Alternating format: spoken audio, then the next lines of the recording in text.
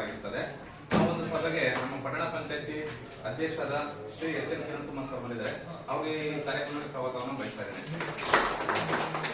ಅದೇ ರೀತಿ ಉಳಿಯಾರ್ ಪಟ್ಟಣದ ನಾಗರಿಕರು, ಸಂಘ ಸಂಸ್ಥೆಯವರು ಬರಬೇಕಾಯ್ತು ಹೆಚ್ಚಿನ ಸಂಖ್ಯೆಯಲ್ಲಿ ಎಲ್ಲರೂ ಕಾಲ್ ಮಾಡಿ ತಿಳಿಸಿದ್ವಿ. ಕೆಲವರು ಬಂದಿದ್ದಾರೆ, ಇನ್ನೂ ಬರಬೇಕಾಯ್ತು, ಬಂದಿಲ್ಲ. ಹಂಗಾಗಿ ತಾವು ಈ ಒಂದು ಕಾರ್ಯಕ್ರಮ ಅಥವಾ ಈ ಸಭೆಗೆ ಆಗಮಿಸಿದ್ದಕ್ಕೆ ಸಭೆಗೆ ಸ್ವಾಗತವನ್ನು ಬಯಸ್ತಾ ಇದ್ದೇನೆ. ಕೌನ್ಸಿಲ್ ಮಾಡಿದಲ್ಲಿ ತಾವು ಬಂದು ಅವರು ಒಂದು ನಿರ್ಣಯದ ಮೇಲೆ ನಾವು ಫೈನಲ್ ಮಾಡ್ತೀವಿ. ಹಾಗೆ ಈಗ ನೀವು ಸಜೆಷನ್ ಈಗ ನೀವು ಕೂಡ ಸಜೆಷನ್ ನಾವು ಬಜೆಟ್ ಅಲ್ಲಿ ನಮ್ಮ ಒಂದು ಏನು ಯಾವ ಒಂದು ಹೇಳಿರ್ತೀರ ಪಾಸ್ ಮಾಡ್ತೇವೆ, ಆ ಮುಂದಿನ ಬಜೆಟ್ ಅಲ್ಲಿ ಕೂಡಿಸ್ಕೊಂಡು ಮಾಡ್ತೀವಿ. ಎಲ್ಲ ತುಂಬಾನೇ ಹೇಳಿರ್ತೀವಿ, ಎಲ್ಲ ಒಂದೇ ಸರಿ ಈಡೇರ್ಸಕ್ಕಾಗಲ್ಲ, ಅಂತ ಈಡೇರ್ಸ ಅಂತ ಕಾರ್ಯಕ್ರಮ ಮಾಡ್ತಿರ್ತೀವಿ. ಇವತ್ತು ನಾನು ಏನ್ ಕೇಳ್ತಿದ್ದೀನಿ ಅಂತ ಅಂದ್ರೆ, ಈಗ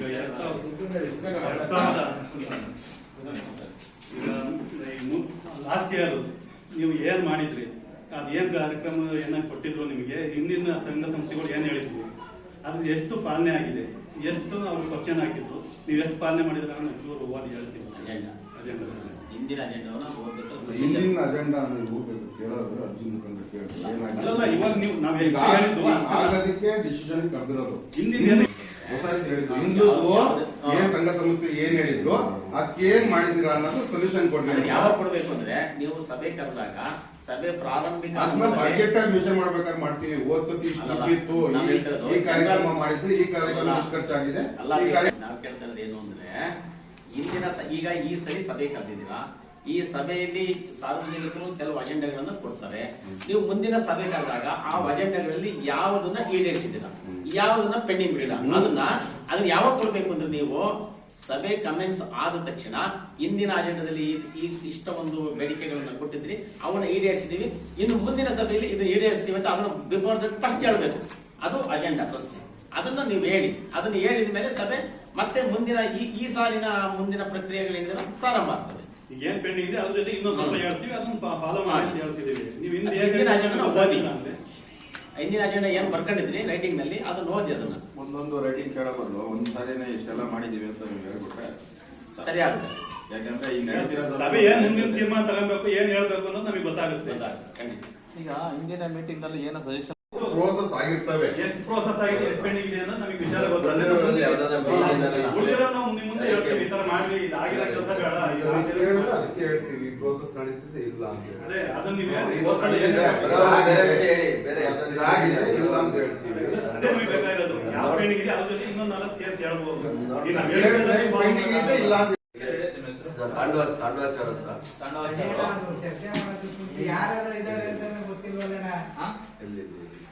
ಅಲ್ಲ, ಈಗ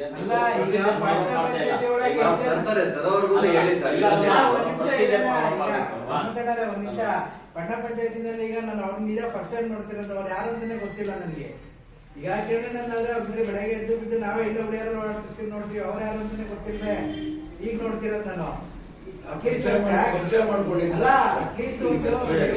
ಐಡಿ ಕಾರ್ಡ್ ಆ ತರದ್ ಏನಾರ ನೀವು ಇದೆ ತಾನೆ. ಫಸ್ಟ್ ಆಫ್ ಆಲ್ ನಮ್ಮ ಪಂಚಾಯತ್ ಯಾರದ್ದು ಐಡಿ ಕಾರ್ಡೇ ಇಲ್ಲ. ಗೊತ್ತಾಗ್ತಿರೋದು ಈಗ ಸೋಷಿಯಲ್ ಮೀಡಿಯಾಗಳಲ್ಲಿ ಎಲ್ಲ ಕಡೆ ಬರ್ತಾ ಇದೆ. ಅಟ್ಲೀಸ್ಟ್ ನಿಮ್ ಟಾಪಲ್ಲಿ ಯಾರು ಒಬ್ಬರು ಒಂದು ಬ್ಯಾಟ್ ಹಾಕಿದ್ರೆ ಒಂದು ನೇಮ್ ಬೋರ್ಡ್ ಇದೆಯಾ, ಏನಿಲ್ಲ. ಯಾರ್ಯಾರನ್ನ ಏನೇನಂತ ಈಗ ನೀವು ಆಗಿರ್ಬೋದು, ಕ್ಯಾಶುವಲ್ ಆಗಿ ನಮ್ ಜೊತೆ ಮಾಡ್ತಿರ್ಬೇಕಾದ್ರೆ ಯಾರು ನಮ್ಮ ಫ್ರೆಂಡ್ ಸರ್ಕಲ್ ಇರ್ಬೋದು ಅಂತ ಅನ್ನಿಸ್ಕೊಂಡ್ಬಿಡ್ತೀವಿ. ಅದಕ್ಕೆ ನೀವು ಒಂದ್ ನಿಮಿಷ ನಿಮ್ಗೆ ಒಂದು ಗ್ರೇಟ್ ಇರುತ್ತಲ್ವಾ ಸರ್. ಇಲ್ಲ, ಐಡಿ ಕಾರ್ಡ್ ಮಾಡೋದಕ್ಕೆ ಕೇಳಿದೀವಿ, ಮಾಡ್ಕೊಡೋದ್ರೆ ನಾಳೆ ಕೊಡ್ತೀನಿ ಅಂತ ಹೇಳಿದ್ದಾರೆ. ಅದು ಆಗ್ತಾ ಇದೆ. ಈಗ ಅಧಿಕಾರಿಗಳು ಚೇಂಜ್ ಆಗ್ತಾರಲ್ಲ, ಇದು SIಗಳು ಚೇಂಜ್ ಆಗ್ತೈತೆ, ಒಂದು ಸಾಮಾನ್ಯ ಸಭೆ ಕರೀತಾರೆ. ಅದೆಲ್ಲ ಕಳೆದ್ರೆ ನೀವು ಒಟ್ಟ ಗೊತ್ತಾಗುತ್ತೆ. ಕೆಲವು ಸಾರ್ವಜನಿಕರು ಗೊತ್ತಾಗುತ್ತೆ. ನೋಡಿ, ನೀವು ಹೊಸಬ್ರು ನನಗೆ ಗೊತ್ತು ನೋಡಿ, ಇಷ್ಟು ಜನ ನನಗೆಲ್ಲ ಪರಿಚಯ ಇದ್ದಾರೆ, ನೀವು ನನಗೆ ಪರಿಚಯ ಇಲ್ಲ, ಹಂಗಾಗಿ ನೀವು ಬಂದಿಲ್ಲ, ನನಗೂ ನಿಮ್ಮನ್ನ ಮುಖಾಮುಖಿ ಭೇಟಿ ಆಗಿಲ್ಲ. ಈಗ ಒಂದರ ಮಾತ್ರ ಪರಿಚಯ ಮಾಡಿದ್ವಿ. ನಾನು ನಿನ್ನೆ ಹೇಳಿದ ಅದೇ ಉದ್ದೇಶ. ಒಂದು ಸಂಘ ಸಂಸ್ಥೆಗಳು ಕರೀರಿ, ಈ ತರ ಒಂದು ಸಭೆ ಮಾಡಿ, ನಿಮ್ ಊರಿನಲ್ಲಿ ಏನೇನಿದೆ ಸಮಸ್ಯೆಗಳು ನನಗೆ ನೇರವಾಗಿ ಈಗ ನಾವು ಅಂತ ಹೇಳಿ ನಾನು ಹೇಳ್ತೀನಿ. ಕೆಲಸ ಮಾಡೋಣ, ಎಲ್ಲರೂ ಒಂದು ಕರೆದು ಬಿಟ್ಟು ಒಂದು ಪರಿಚಯ ಮಾಡ್ಕೊಂಡು ಟೀ ಕಾಫಿ ಕುಡ್ಕೊಂಡು ಅಂತ. ಲಾಸ್ಟ್ ಇಯರ್ ಮೀಟಿಂಗ್ ಅಲ್ಲಿ ಏನೇನ ಇನ್ನೊಂದಿನ ಮೀಟಿಂಗ್ ಏನ್ ಗೊತ್ತಾಯ್ತು, ಬಜೆಟ್ ಗೆ ನಿಮ್ಮ ಸಲಹೆ ಕೊಡಿ ಅಂತ ಕರ್ತೀವಿ. Budget ನೀವು ಆಮೇಲೆ ಕೇಳಿ, ನಾವು ಬೇಡ ಅಂತ ಹೇಳಿಲ್ಲ. ನಿಮ್ ರೆಕಾರ್ಡ್ ಬೇಕಾ ಕೇಳಿ ಕೊಡ್ತೀವಿ. ಏನಾಗಿದೆ ಅಂತ ಹೇಳ್ಬೇಕಲ್ವಾ? ಕೊಡ್ತೀವಿ, ರಿಪೋರ್ಟ್ ಕೊಡ್ತೀವಿ. ಯಾಕೆಂದ್ರೆ ಕೊಡ್ತೀವಿ. ಅಲ್ಲ ಮುಂಚೆನೆ ಎಷ್ಟಿದೆ ಅಂದ್ರೆ ಮುಂದಕ್ಕೆ ಬಡ್ಜೆಟ್ ಸೇರಿಸ್ಕೋಬಹುದು ಅಂತ ಹೇಳ್ಬೋದಲ್ಲ. ಈಗ ಹೊಸ ಇದ್ರೆ ಹೇಳ್ತಾ ಇದ್ದಾರೆ, ಹೇಳಿ ಒಬ್ಬೊಬ್ಬರನ್ನೇ ಅವ್ರು ರಿಪೋರ್ಟ್ ತಗೊಂಡ್ಬರ್ತಾರೆ. ಏನೇನ್ ಮಾಡಿದೀವಿ ಏನೇನ್ ಕೆಲಸ ಅಂತ ಹೇಳ್ತಾರೆ. Ward number 12. ಆಮೇಲೆ ವಾಟರ್ ಫಿಲ್ಟರ್ದು ನಿಂತಿದೆಯಲ್ಲ, ಒಂದ್ ತಿಂಗಳಾಯ್ತು. ಹ್ಮ್. ಅವ್ರ ವಯಸ್ಸುಗಳಲ್ಲೆಲ್ಲ ಆದ್ರೆ ನೀವು ವಹಿಸ್ಕೊಂಡು ಅದನ್ನ ಮಾಡ್ತೀವಿ. ಒಟ್ನಲ್ಲಿ ಸಾರ್ವಜನಿಕ ಕುಡಿಯೋ ನೀರು. ಅದೇ ಹೌದಲ್ವಾ? ಅವ್ರು ಈಗ ಮಾಡಲ್ಲ, ಇನ್ನೊಂದು 10 ತಿಂಗಳು 11 ತಿಂಗಳಾಯ್ತು. 1 ತಿಂಗಳು ಆಗೋಯ್ತು, ಇನ್ನು 10 ತಿಂಗಳಿದೆ. ನೀವೇ ವಹಿಸ್ಕೊಂಡು ನೀವೇ ಮಾಡಿ. 12 ಸುಮ್ಮನೆ ಕಿರಿಕಿರಿ ಏನಿಲ್ಲ. ನಮ್ಮ ಪಟ್ಟಣ ಪಂಚಾಯತಿ ಮುಖ್ಯಾಧಿಕಾರಿಗಳು ಏನ್ ಮಾಡ್ತಿದ್ದಾರೆ ಅಂದ್ರೆ ವಾರ್ಡ್ಗಳು ಮಾತ್ರ ಅವ್ರು ನೋಡ್ತಿದ್ದಾರೆ. ಅವರು ಸಾರ್ವಜನಿಕವಾಗಿ ನೋಡ್ತಿದ್ದಾರೆ ವಿನ ನಾನು ಗವರ್ಮೆಂಟ್ ಎಂಪ್ಲಾಯಿ, ನಾನು ಸಾರ್ವಜನಿಕವಾಗಿ ಎಲ್ಲಾ ಪಬ್ಲಿಕ್ ನಾನು ಸಮಾನವಾಗಿರ್ಬೇಕು ಅನ್ನೋದು ಅವ್ರ ಹತ್ರ ಇಲ್ಲ. ನಾನು ನೇರವಾಗಿ ಹೇಳ್ತೀನಿ. ಯಾಕೆ ಅಂದ್ರೆ ವಾರ್ಡ್ಗಳು ಮಾತ್ರ ಮಾಡ್ತಿದ್ದಾರೆ ಬಿಟ್ರೆ ಸಾರ್ವಜನಿಕ ಬೇಕಾದ ಏನು ಬೇಕಾಗಿಲ್ಲ ಅವರಿಗೆ. ವಾರ್ಡಲ್ಲಿ ಸಾರ್ವಜನಿಕ ಸರ್ ನಾನ್ ಹೇಳ್ತಿರೋದೇನು ನಿಮ್ಗೆ ಪಬ್ಲಿಕ್ ಅಲ್ಲಿ ಈಗ ಒಣಕಲೈತಿರು ಹೇಳ್ದೆ, ನಾನು ನಿಮಗೆ ಬಂದು ಹೇಳ್ದೆ, ನಮಗೆ ದುಡ್ಡು ಬೇಕಾಗಿಲ್ಲ, ದುಡ್ಡು ಖರ್ಚಾಗುತ್ತೆ ಇಲ್ವಾ, ನೀವು ಮೂಲ ಸೌಕರ್ಯ ಒದಗಿಸ್ಕೊಂಡು ನಿಮ್ ಕರ್ತವ್ಯ ಬಂದು ತೋರಿಸ್ತೀನಿ. ಇವಾಗ ಒಂದೊಂದು ಗಾಡಿ ರೋಡ್ ಸುರಿದ್ರು ತುಂಬಾ ಗುಂಡಿ ಆ ತರ ಇದೆ. ಅದು ಕಾರಣ ಏನಾಗಿತ್ತು, ನಿಮ್ ಪಂಚಾಯತಿನ ಕಾರಣ ನೇರವಣೆ ಅದಕ್ಕೆ ಅರ್ಧ ಮಾಡಿ ಅಂತ ನಾನು ಲೆಟರ್ನು ಬರ್ದಿದ್ದೀನಿ. ಅದಕ್ಕೂ ಹೇಳ್ತೀನಿ ನಾನು. ಒಂದು ನಿಮಿಷ ನಾನು ಹೇಳ್ತಂಗೆ ಕೇಳಿ ಆಮೇಲೆ ನೀವು ಮಾತಾಡಿ. ಚರಂಡಿಗೆ ನೀವು ಟೆಂಡರ್ ಕರೆದಿದ್ದೆ ಯಾರು? ವಿಡಿಯೋ ಕರೆದ್ರಲ್ವಾ? ನೀವ್ ಯಾಕೆ ಅಬ್ಜೆಕ್ಷನ್ ಮಾಡ್ಲಿಲ್ಲ? ನೀವು ಚರಂಡಿ ಮಾಡಿದ್ರೆ ನೀರ್ ಎಲ್ಲಿಗೆ ಹೋಗುತ್ತೆ ಅಂತ. ಚರಂಡಿ ಮಾಡಿ ತಿಪ್ಟೂರು ರೋಡ್ ಚರಂಡಿ ನಾವೇನು ಅಬ್ಜೆಕ್ಷನ್ ಮಾಡೋದಲ್ಲ. ಅವ್ರು ಈಗ ತಿಪ್ಟೂರು ಉಳಿಯರಿಂದ ಲಕ್ಷ್ಮೀಪುರದ ಕಡೆ ರೋಡ್ ಆಗಿದೆ, 18 ಕೋಟಿ ರೂಪಾಯಿ ಆಗಿದೆ ಸ್ಯಾಂಕ್ಷನ್. ಅದರಲ್ಲಿ ಚರಂಡಿ ಅವ್ರು ಎಲ್ಲೆಲ್ಲಿ ಡ್ರೈನೇಜ್ ಎಲ್ಲಿ ಸೇತುವೆ ಏನ್ ಹಾಕ್ಬೇಕು ಅವರೇ ಇಂಜಿನಿಯರ್ ಇರ್ತಾರೆ, ಆ ತಂಡ ಇರುತ್ತೆ, ಅವ್ರು ಮಾಡ್ಕೊಂಡು ಹೋಗ್ತಾರೆ, ಮೆನ್ಷನ್ ಮಾಡ್ಕೊಂಡು ಇರ್ತಾರೆ. ಈಗ ಆಗಿಲ್ಲ, ಆಗುತ್ತೆ. ಇದು ಏನು ಮೊದ್ಲಿದ್ದು ನಮಗೆ ಸೇರಿಲ್ಲ, NH 50 ಸೇರಿರುತ್ತೆ. ಅದು ಯಾರು ಮಾಡ್ಬೇಕು ಯಾರು ಬಿಡ್ಬೇಕು ಅಂತ ಗೊತ್ತಾಗ್ತಿಲ್ಲ. ನಿಮಗೆ ರಸ್ತೆ ಕೇಳ್ತಿಲ್ಲ ನಾನು. ನೀರ್ ಹೆಂಗ್ ರಸ್ತೆ ಬಿಟ್ರಿ ಅಂತ ನಾನ್ ಕೇಳ್ತಿರೋದಷ್ಟೇ. ನಿಮಗೆ ನೀರ್ ನೋಡಿ ಅಲ್ಲಿ ರೋಡಲ್ಲಿ ಬಂದು ತುಂಬ್ಕೊಂಡ್ಬಿಟ್ಟೈತೆ, ಅದರಿಂದ ಅರ್ಧ ಅಧ್ವಾನ ಆಗೋಗ್ತೈತೆ. ಅದು ನೀರ್ನಾರು ಅಟ್ಲೀಸ್ಟ್ ಚರಂಡಿಗಳ ಹೋಗಂಗ್ ಮಾಡಿಲ್ಲ ನೀವು. ನಾನು 4 ದಿವಸ ನಿಮ್ಗೆ ಗಮನ ತಂದಿದ್ದೀನಿ, ಆದ್ರೂ ನೀವು ಕೇಳ್ತಿಲ್ಲ. ಆನ್ಸರ್ ಬೇರೆ ನಾನು ಕೇಳ್ತಿರೋ ಪ್ರಶ್ನೆಗೂ ಇನ್ನೊಂದು ಏನಿದೆ ಗೊತ್ತಾ, ಅದು ತಿಮ್ಲಾಪುರ ಪಂಚಾಯತ್ ಸೇರ್ಕೊಂಡ್ಬಿಟ್ಟಿದೆ. ಖಾತೆ ಗೀತೆ ಎಲ್ಲ ರೆವಿನ್ಯೂ ಎಲ್ಲ ಅಲ್ಲಿ ಸೇರ್ಕೊಂಡ್ಬಿಟ್ಟಿದೆ. ಅದಾದ್ರೂ ನೀವೇನ್ ಮಾಡಿಸ್ಬೇಕಲ್ವಾ ಅದನ್ನ? ಏನ ನೀರು ಹೋಗೋದಕ್ಕೆ ಏನಾರ ಒಂದು ನಿಂಗೆ ಮುಡಿ ಮಾಡ್ತಿರೋ, ಇಲ್ಲ ಪೈಪ್ ಕೊಟ್ಟು ಚಾನಲ್ ಬಿಡ್ತಿರೋ, ಏನಾರ ಮಾಡುವಾಗ ರಸ್ತೆ ಅದು ತಿಮ್ಲಾಪುರ ಪಂಚಾಯತಿ ಸೇರಿದ್ರೆ ರೆವಿನ್ಯೂ ಏನೇ ಅಲ್ಲ ಎಲ್ಲ ಅಲ್ಲಿಗೆ ಹೋಗ್ತಿದೆ ದುಡ್ಡು. ಅದ್ರದ್ದು ನಮ್ಮ ಪಂಚಾಯತಿ ರೂಪಾಯಿ ಬರ್ತಾ ಇಲ್ಲ. ಹಂಗೂ ನಮ್ ತಕ್ಕ ಮಟ್ಟಿಗೆ ಅಲ್ಗೂ ರೋಡ್ ಹಾಕ್ಸ್ಕೊಂಡು ಚರಂಡಿ ಮಾಡ್ತಾ ಇದೀವಿ. ಚರಂಡಿ ಮಾಡ್ಸಕ್ಕೆ ಅವ್ರು PWD ಸೇರಿದ್ರೆ ಅವ್ರು ಮಾಡಿಸ್ತಾರೆ. ನೀವು 5 ಸತಿ ಸ್ಟ್ರೈಕ್ ಮಾಡಿದ್ರೆ ನಾನು 5 ಸತಿ ಸ್ಟ್ರೈಕ್ ಮಾಡಿದ್ದೀವಿ.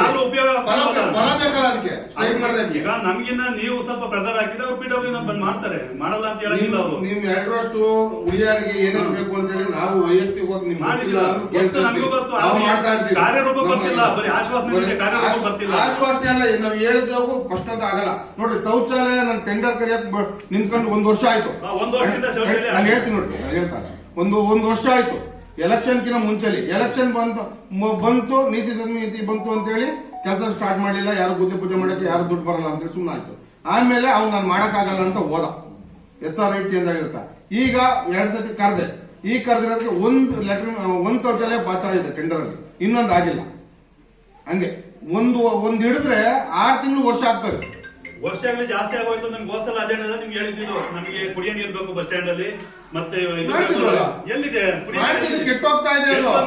ಅದಕ್ಕಾಗಿ ಇವಾಗ ನಾವೇನ್ ಹೇಳಿದ್ವಿ, ₹1 ಕೈಯನ್ಗೆ ನೀರ್ ಹಾಕಿ ಕಾಡಂಗೆ ಮಾಡ್ತಾ ಇದ್ವಿ. ₹1, ₹2, ₹5 ಆ ಲೆಕ್ಕಾಚಾರಕ್ಕೆ. ಯಾಕೆಂದ್ರೆ ಅಲ್ಲಿರೋ ಸಾರ್ವಜನಿಕರು ಬಳಸ್ಕೊಳಕ್ಕಿಂತ ಬೇರೆ ಉದ್ದೇಶಕ್ಕೆ ಬಳಸ್ಕೊಂತೀರ ಜಾಸ್ತಿ.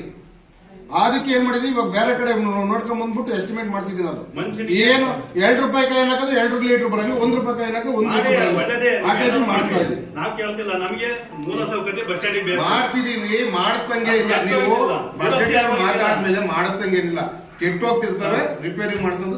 ನಾವು ಗೊಂಬೆ ಕೂರ್ಸ್ಕೊಂತ ಕೂರ್ಸ್ಬಿಟ್ಟು ಎಷ್ಟು ದಿನ ನಿಮ್ಗೆ ಗೊತ್ತೈತೆ ಕೆಟ್ಟ ಎಷ್ಟು ದಿನ ಆಗೋಯ್ತು ಅಂತೇಳಿ. ಅದು ರಿಪೇರಿ ಮಾಡ್ಸಕ್ಕೆ ಎಷ್ಟು ದಿನ ಬೇಕಾಗ್ಬೋದು? ಎಷ್ಟು ದಿನ ನೀವೇ ಯೋಚನೆ ಮಾಡಿ ಹೋಗ್ತೀವಿ. ನಾವು ಸಾರ್ವಜನಿಕವಾಗಿ ಕೇಳ್ತಿದೀವಿ, ಎಷ್ಟು ದಿನ ಬೇಕಾಗ್ಬೋದು ನೀವೇ ಹೇಳಿ. ಈಗ ರೆಡಿ ಮಾಡಿಸ್ತಾನೆ ತುಂಬಾ ಸಮಸ್ಯೆ ಇದೆ. ಬಾತ್ರೂಮ್ ಇಲ್ಲಿಲ್ಲ ಅಂತ ಹೇಳಿ ಆದಷ್ಟು ಬೇಗ ಅದನ್ನ, ಯಾಕೆಂದ್ರೆ ಅವ್ರ ಅವಾಗ್ಲಿಂದ ಇರ್ತಾರೆ, ಆದಷ್ಟು ಬೇಗ ಬಸ್ ಸ್ಟ್ಯಾಂಡ್ ಪದೇ ಪದೇ ನಾವು ಹೇಳ್ತಿದ್ದೀವಿ ನಿಮ್ಗೆ. ಶೌಚಾಲಯ ಶೌಚಾಲಯ ಆಗಿದೆ ಬಿಡಿ, ಟೆಂಡರ್ ಆಗಿದೆ ಅಂತ ಸರ್ ಒಂದ್ ವರ್ಷದಿಂದ ಆಗ್ತದೆ, ಸ್ವಲ್ಪ ಏನಾದ್ರು ಪ್ರಧಾನ ಮಾಡಿ ಸರ್ ದಯವಿಟ್ಟು.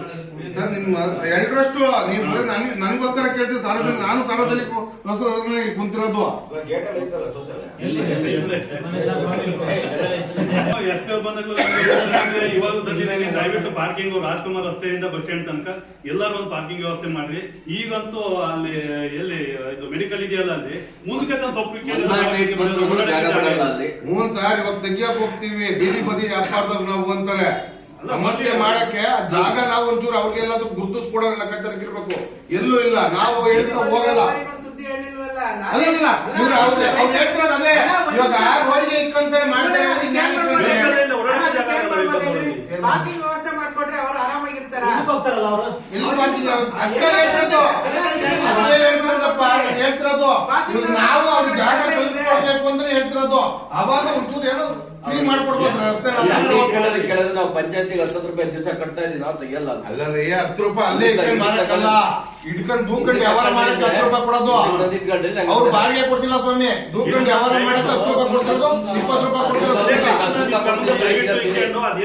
ಅದೇ ಜಾಗಕ್ಕೆ ಬಾಡಿಗೆ ಕೊಡ್ತಿರೋ ತೆರವು ಮಾಡಕ್ಕೆ ಹಾಕ್ತಾರಲ್ಲ, ಅದನ್ನ ಎತ್ಕೊಂಡು ಹೋಗಿ ಬಳಸ್ಕೊಂಡು ಕ್ಲೀನ್ ಮಾಡಕ್ 10 ರೂಪಾಯಿ ಕೊಡ್ತಾರ ಅವರು.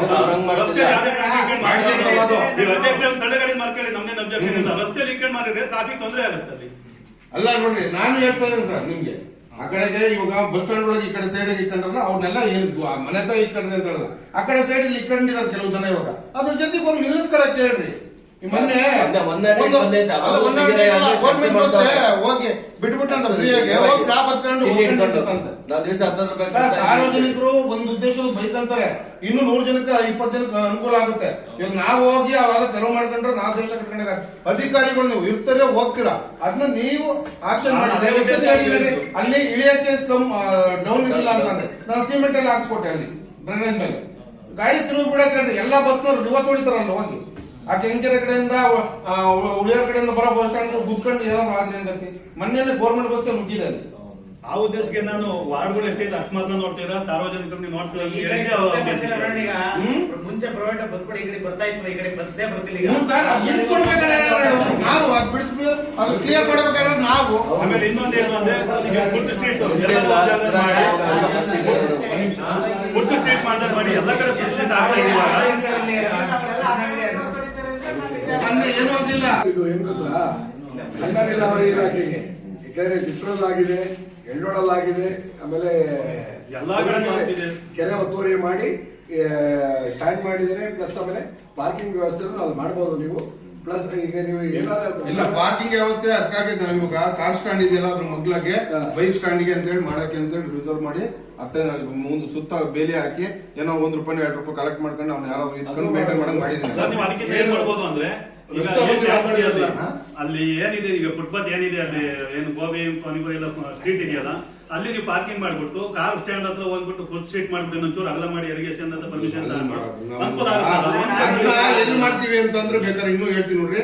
ನಮ್ಮ KEB ಈ ಕಡೆ ಎಂಟ್ರೆನ್ಸ್ ನಮ್ಮ ಹಾಸ್ಪಿಟಲ್ ಇದೆಯಲ್ಲ ಆ ಕಡೆ ಸೈಡ್ ಅಲ್ಲಿ ಈ ಕಡೆ ಮಾಡ್ಕೊಂತೀವಿ. ತಾತ್ಕಾಲಿಕವಾಗಿ ಅಂತೇಳಿ ಟೆಂಪ್ರವರಿ ಸೆಟ್ಗಳು ಟೈಪ್ ಬಿಗಿ ಬಂದು ಆಟೋ ಸ್ಟ್ಯಾಂಡ್ ಬೇರೆ ತರ ಹಸ್ತಾಂತರ ಮಾಡ್ಬೇಕು, ಬಿಡ್ಬೇಕಲ್ಲ ಅಂತ ಹಂಗಂದ್ರೆ ಸರ್ ಅವ್ರಿಗೂ ಒಳ್ಳೇದೇ ಹಂಗ್ ಮಾಡ್ತೀವಿ. ಆಟೋ ಸ್ಟಾರ್ಟ್ ಇಲ್ಲಿ ಮಾಡ್ತಿದ್ದಾರೆ.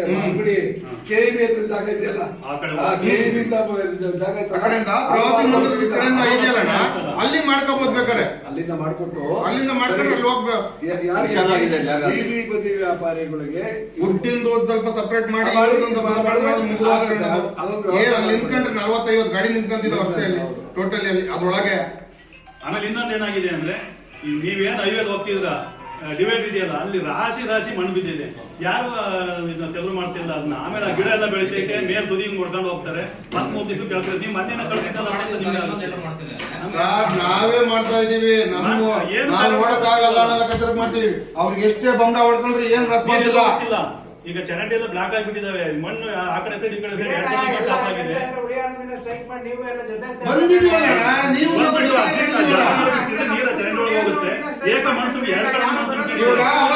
ಅವತ್ ನೈಟು ನಾವಾಗ ಯಾರೋ ತೀರೋದ್ರಿಂದ ಏಕಾಏಕಿ ಮಾಡಿದ್ಕೆ ಒಂದ್ ಸ್ವಲ್ಪ ಹಂಸ್ಬಿದ್ದು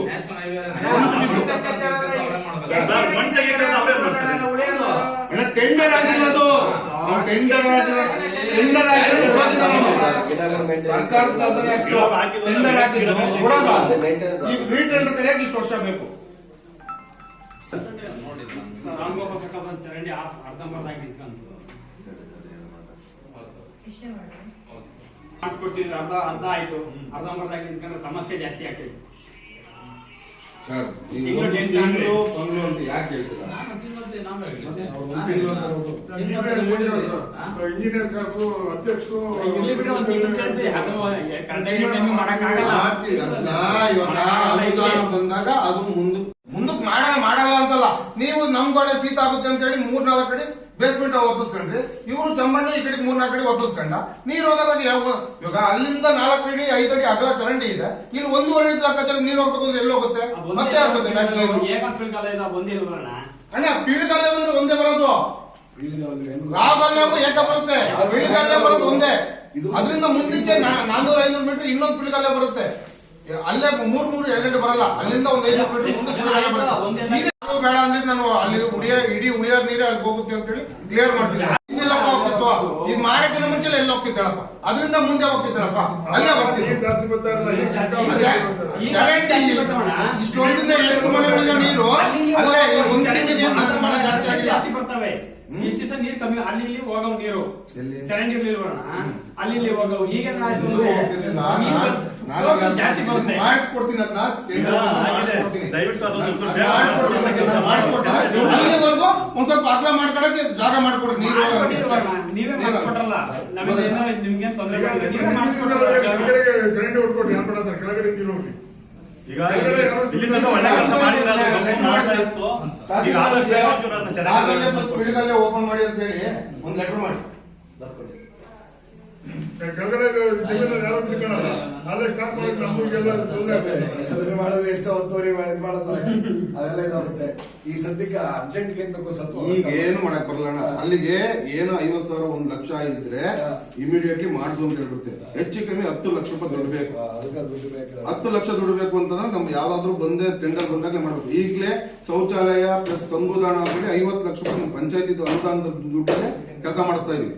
ಈಗ ಟೆಂಡರ್ ಕರೆದಿರೋದು 18 ಲಕ್ಷ ರೂಪಾಯಿ ಶೌಚಾಲಯ, 36 ಲಕ್ಷ, ಒಂದೊಂದು 3 ಲಕ್ಷ ರೂಪಾಯಿ ಟೆಂಪ್ರವರಿ ತಂಗುದಾಣ ಟೈಪ್ ಅವ್ರು ಹೈವೇ ಮಾಡ್ಕೊಟ್ಟಾಗ ಪರ್ಮನೆಂಟ್ ಸೊಲ್ಯೂಷನ್ ಆಗುತ್ತೆ ಅಂತ ನಾವು ಟೆಂಪ್ರವರಿ ಅಂದ್ರೆ 15 ಲಕ್ಷಕ್ಕೆ ಅದು ಕರೆದಿದ್ದೀವಿ. ಒಂದು 50-60 ಲಕ್ಷ ನಾವೇ ಅದಕ್ಕಾಗಿ ಎತ್ತಿಕ್ಬೇಕು. ಇವಾಗ ಅದ್ರಲ್ಲೇ ಮತ್ತೆ ಏನಾಗ್ಬಿಟ್ಟಿದೆ, ಇವಾಗ ಮನೆ ಮನೆಯಲ್ಲಿ ಕಾರ್ಯಕ್ರಮದ ಇದೆಯಲ್ಲ, 46 ಕೋಟಿ ಸಂಕ್ಷನ್ ಆಗಿದೆ. 46 ಕೋಟಿ ಸಂಕ್ಷನ್ ನಲ್ಲಿ ಅವ್ರು 36 ಕೋಟಿ ಕೊಡ್ತಾ ಇದ್ದಾರೆ ಕೇಂದ್ರ ಸರ್ಕಾರದವರು. ನಾವು 10 ಕೋಟಿ ನಾವು ಬರೆಸ್ಬೇಕು. ನಮ್ಮ ಉಳಿಯಾರಿಂದ ಪಂಚಾಯತಿಂದ 10 ಕೋಟಿ ಕೊಡ್ಬೇಕು ಅವ್ರಿಗೆ. ಅನ್ನ ಲೆಕ್ಕಾಚಾರದಲ್ಲಿ ಇದೆ ಅದು. ಇವಾಗ ಅದು ಮೇನ್ ಇದೆ ನಮ್ಗೆ. ನೀರು ಅವು ಮೇನ್ ಅಲ್ವಾ. ಮನೆಗೆ ನೀರು ಉಳಿಯಾರಿಗೆ ಬಿಡ್ತಿರೋದೇ 8 ದಿವಸ 15 ದಿವಸ 20 ದಿವಸ ಬಿಡ್ತಿದೀವಿ. ಯಾಕಂದ್ರೆ ಮೋಟರ್ ಪ್ರಾಬ್ಲಮ್ ಹೋಗ್ತೇವೆ, ಪೈಪ್ ಲೈನ್ ಹೊಡೆದೋಗ್ತೇವೆ. ಅದರಿಂದ ಏನು ಓಲ್ಡ್ ಆಗಿರೋದ್ರಿಂದ ಆ ನೀರು ಕ್ಲೀನ್ ಆಗಿ ಬರ್ತಾ ಇಲ್ಲ. ಆಮೇಲೆ ಸ್ಟೋರೇಜ್ ಮಾಡಕ್ ನಮಗೆ ನೀರಿಲ್ಲ.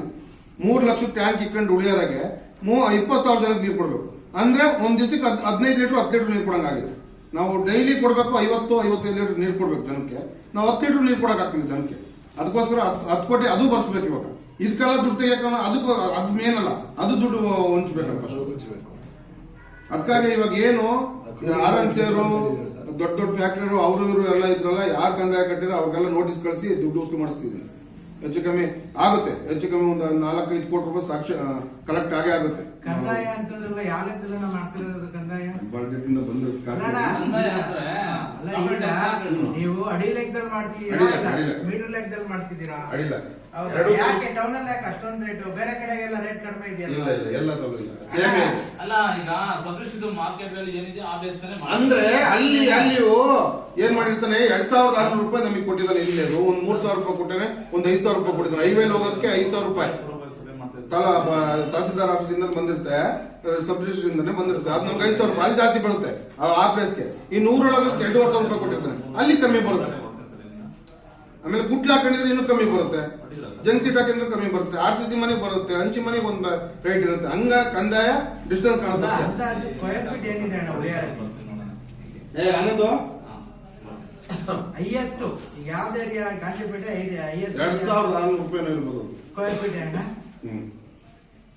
ಈಗ ಏನಾಗಿದೆ ಅದು ಯಾಕೆಂದ್ರೆ ನೋಡ್ರಿ ಇದು ಹಿರೇಕೆರೆದು ಅದು ಪಟ್ಟಣ ಪಂಚಾಯತಿನೇ ಒಂದ್ ವರ್ಷಕ್ಕೆ ನಿಮ್ಗೆ 1311 ರೂಪಾಯಿ. ಅದು ಪಟ್ಟಣ ಪಂಚಾಯತಿನೇ ಹಣ. ಪಟ್ಟಣ ಪಂಚಾಯತಿ ಅಂತ ಬರಲ್ಲಪ್ಪ, ಅದು ತಹಸೀಲ್ದಾರಿಂದ ಆ ಜಾಗಕ್ಕೆ ಎಲ್ಲಿ ಕೊಡ್ತಾರಲ್ಲ ಅದ್ರ ಮೇಲೆ ಕಂದಾಯ ಬರೋದು.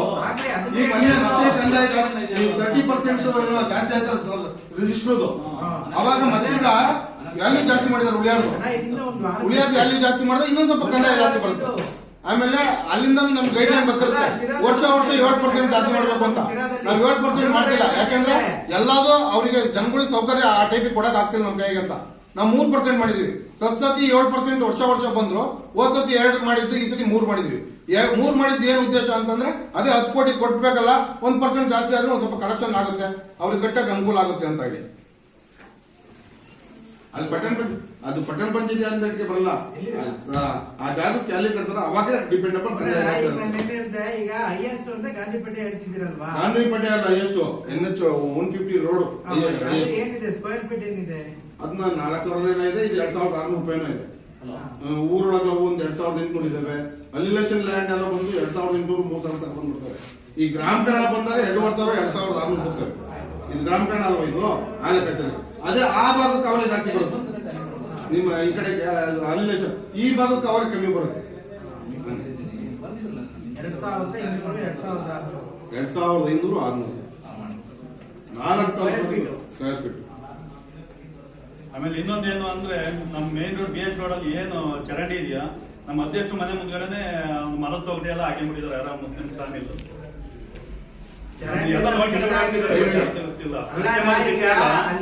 ಮುಂದ್ಗಡೆ ಫ್ಯಾಮಿಲಿ ಇದೆಯಲ್ಲ ಅಲ್ಲಿ ಅಡಿಕೆ ತಂದು ಅದ್ರೊಳಗೆ ಚರಂಡಿ ಒಳಗೆ ಹಾಕಿ ಏನ್ ಮಾಡ್ತಾರೆ, ನೀರ್ ಹೋಗಿಲ್ಲ ಅಂದ್ರೆ ಏನ್ ಮಾಡ್ತಾರೆ ಅವರು? ಚರಂಡಿ ಒಳಗೆ ಅಡ್ಡ ಹಾಕ್ದಂಗ ಆಗ್ತಲ್ವಾ ದೇವ್ರ ಅದು ಒಂದ್ ಡ್ರಾಪ್ ನೀರ್ ಹೋಗ್ತಿಲ್ಲ, ಚರಂಡಿ ಮಾಡಿರೋದಷ್ಟೇ. ಆ ಕಡೆ ಭಾಗ ನೀರ್ ಹೋಗ್ತಿಲ್ಲ, ಆ ಭಾಗ ನಮ್ಮನೆ ಮುಂಭಾಗ ಇದೆಯಲ್ಲ ನೀರು, ಚರಂಡಿ ಮಾಡೋದೇ ನೀರು ಹೋಗೋಕ್ಕೋಸ್ಕರ. ನೀರು ಹೋಗುತ್ತಾ ಬಿಡುತ್ತೆ, ನೀರು ಖಾಲಿ ಮಾಡೋದು, ಅದನ್ನ ಚರಂಡಿ ಕ್ಲೀನ್ ಮಾಡ್ಬೇಕು ಜವಾಬ್ದಾರಿ. ಮಾಡಿರೋದು ಮತ್ತೆ ಚರಂಡಿ ಯಾಕೆ ಮಾಡಿದ್ರಿ ನೀವು? ನಾವಲ್ಲ ರೀ, ನಾವು ಮಾಡಿದ್ರೆ ನೀರು ಹೋಗ್ಲಿ ಅಂತ ಮಾಡಿರೋದು. ಚರಂಡಿ ಒಳಗೆ ಹೋಗ್ಬೇಕಲ್ವಾ?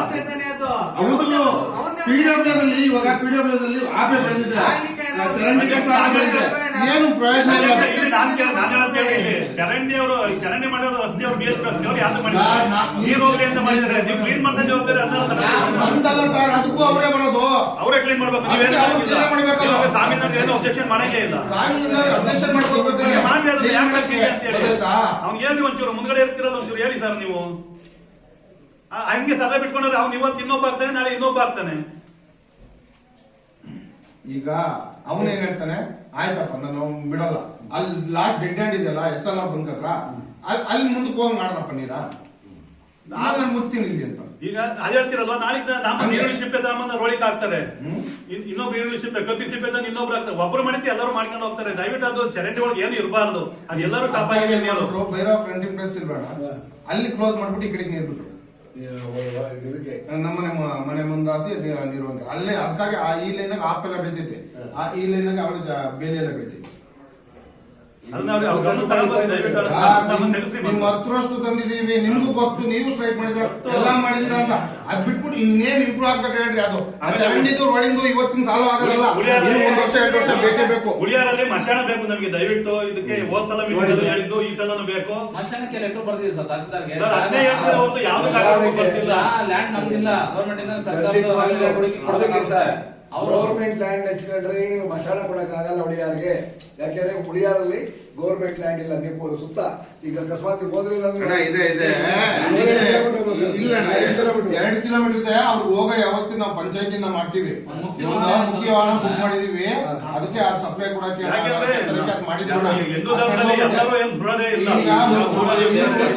ಹೇಳ್ಬಂದಿನಿ. ಯಾರೋ ಗೀತಮ್ಮ ಯಾರೋ ತಹಸೀಲ್ದಾರ್ ಬಂದಿರೋದಲ್ಲ, ಆ ಎಮ್ಮರ್ಗೂ ಹೇಳ್ಬಂದಿನಿ, ಮೇಡಮ್ ನಾವು ಕೊಟ್ಟು ಸುಸ್ತಾಗ್ತಿದೀವಿ, ಜನಗಳಿಗೆ ಉತ್ತರ ಕೊಡಕ್ಕಾಗ್ತಿಲ್ಲ, ನನಗೆ ಫಸ್ಟ್ ಮಶಾಣ ಮೆನ್ಷನ್ ಮಾಡ್ಕೊಡಿ. ಇವಾಗ ಕಬ್ರಸ್ತಾನ ಅಂತ ಹೇಳಿ ಅವ್ನ ಜನ ಬಿಟ್ಟಿದೆ. ಆಮೇಲೆ ಇವ್ರಿಗೆ ಕ್ರಿಶ್ಚಿಯನ್ ಅಂತ ಇದೆ, ಅವ್ರಿಗೂ ಸಪ್ರೇಟ್, ಅವ್ರಿಗೂ ಸೇರಿ ಒಂದೇ ತರ ಕೊಡ್ಬೇಕಂತೆ. ಇವಾಗ ಏನಾಗಿದೆ ಅಂದ್ರೆ ಒಂದು ದಲಿತರಿಗೆ ಒಂದು ನಾವು ಅದ್ರಲ್ಲಿ ಜಾತಿ ಮಾಡ್ತೀವಿ, ಇನ್ನು ಬೇರೆ ಯಾಕೆ ಜಾತಿ ಮಾಡಲ್ಲ ಅಂತ, ಎಲ್ಲಾರ್ಗು ಒಂದ್ರಲ್ಲೇ ಕೊಡಿ ಅಂತ ಅವ್ರು ಹೇಳಿದ್ದು. ಇವಾಗ ಎಲ್ಲಾರ್ಗು ಒಂದ್ರಲ್ಲೇ ಕೊಡ್ಬೇಕು ಅಂತ ಮೆನ್ಷನ್ ಇರೋದು. ಇವರು ಬಂದು ನಮ್ಗೆ ಮೊನ್ನೆ ದುರ್ಗಣ್ಣ ಕೊಟ್ಟೋದ್ರು, ಆ ಅರ್ಜಿ ತಗೊಂಡೋಗಿ ಅಲ್ಲಿ ಕೊಟ್ಟಿ ಬಂದಿದೆ, ಇವ್ರು ಕೊಟ್ಟು ಬಂದಿರೋ ನಾನೇ ಕೊಟ್ಟಿರೋದು. ಇವ್ರು ಕೊಟ್ಟಿದ್ದು ದುರ್ಗಣ್ಣವರು ನಿಮ್ ಜೊತೆಗೆ ಕೊಟ್ರಿ, ಅವ್ರು ಕೊಟ್ಟಿದ್ದಕ್ಕೆ ಅದು ತಾಂಡ ಕೊಟ್ಟೆ. ಎಲ್ಲಾ ಜಾತಿಗೂ ಒಂದೇ ಕೊಡೋದು ಮಶಾಣ, ಬೇರೆ ಬೇರೆ ಕೊಡಲ್ಲ ಅಂತ. ಅದು ಕೊಡ್ರಿ, ಭೂಮಿ ಅಂತ ಕೊಟ್ಟಿದೀವಿ ಅಲ್ವಾ ಸರ್? ಕೇಳಿ ಸರ್, ಅದು ಕೊಟ್ಟದ್ದು ಆಕ್ಚುಲಿ ಏನಾಗಿದೆ ಅದು ಅಂತಂದ್ರೆ ತಹಸೀಲ್ದಾರರು ಪ್ರೋಸೆಸ್ ಮಾಡಿದ್ದಾರೆ. ಅದನ್ನ ಹಣವನ್ನು ಬಿಡುಗಡೆ ಮಾಡಬೇಕಾಗಿರೋದು ಸೋಷಿಯಲ್ ಡಿಪಾರ್ಟ್ಮೆಂಟ್ ಅಲ್ಲಿ ಬಿಡುಗಡೆ ಮಾಡಬೇಕಾಗಿರೋದು. ಇದಕ್ಕೆ ಅದನ್ನ ಡೆವಲಪ್ಮೆಂಟ್ ಮಾಡ್ಲಿಕ್ಕೆ ಡೆವಲಪ್ಮೆಂಟ್ ಮಾಡಕ್ ನಾವು ಮಾಡ್ತೀವಿ ಸರ್, ನಮಗೆ ದುಡ್ಡು ಬರುತ್ತೆ, ಅವ್ರು ಜಾಗ ಕೊಡ್ಬೇಕಷ್ಟೇ. ಜಾಗ ತೋರಿಸಿದ್ದಾರೆ,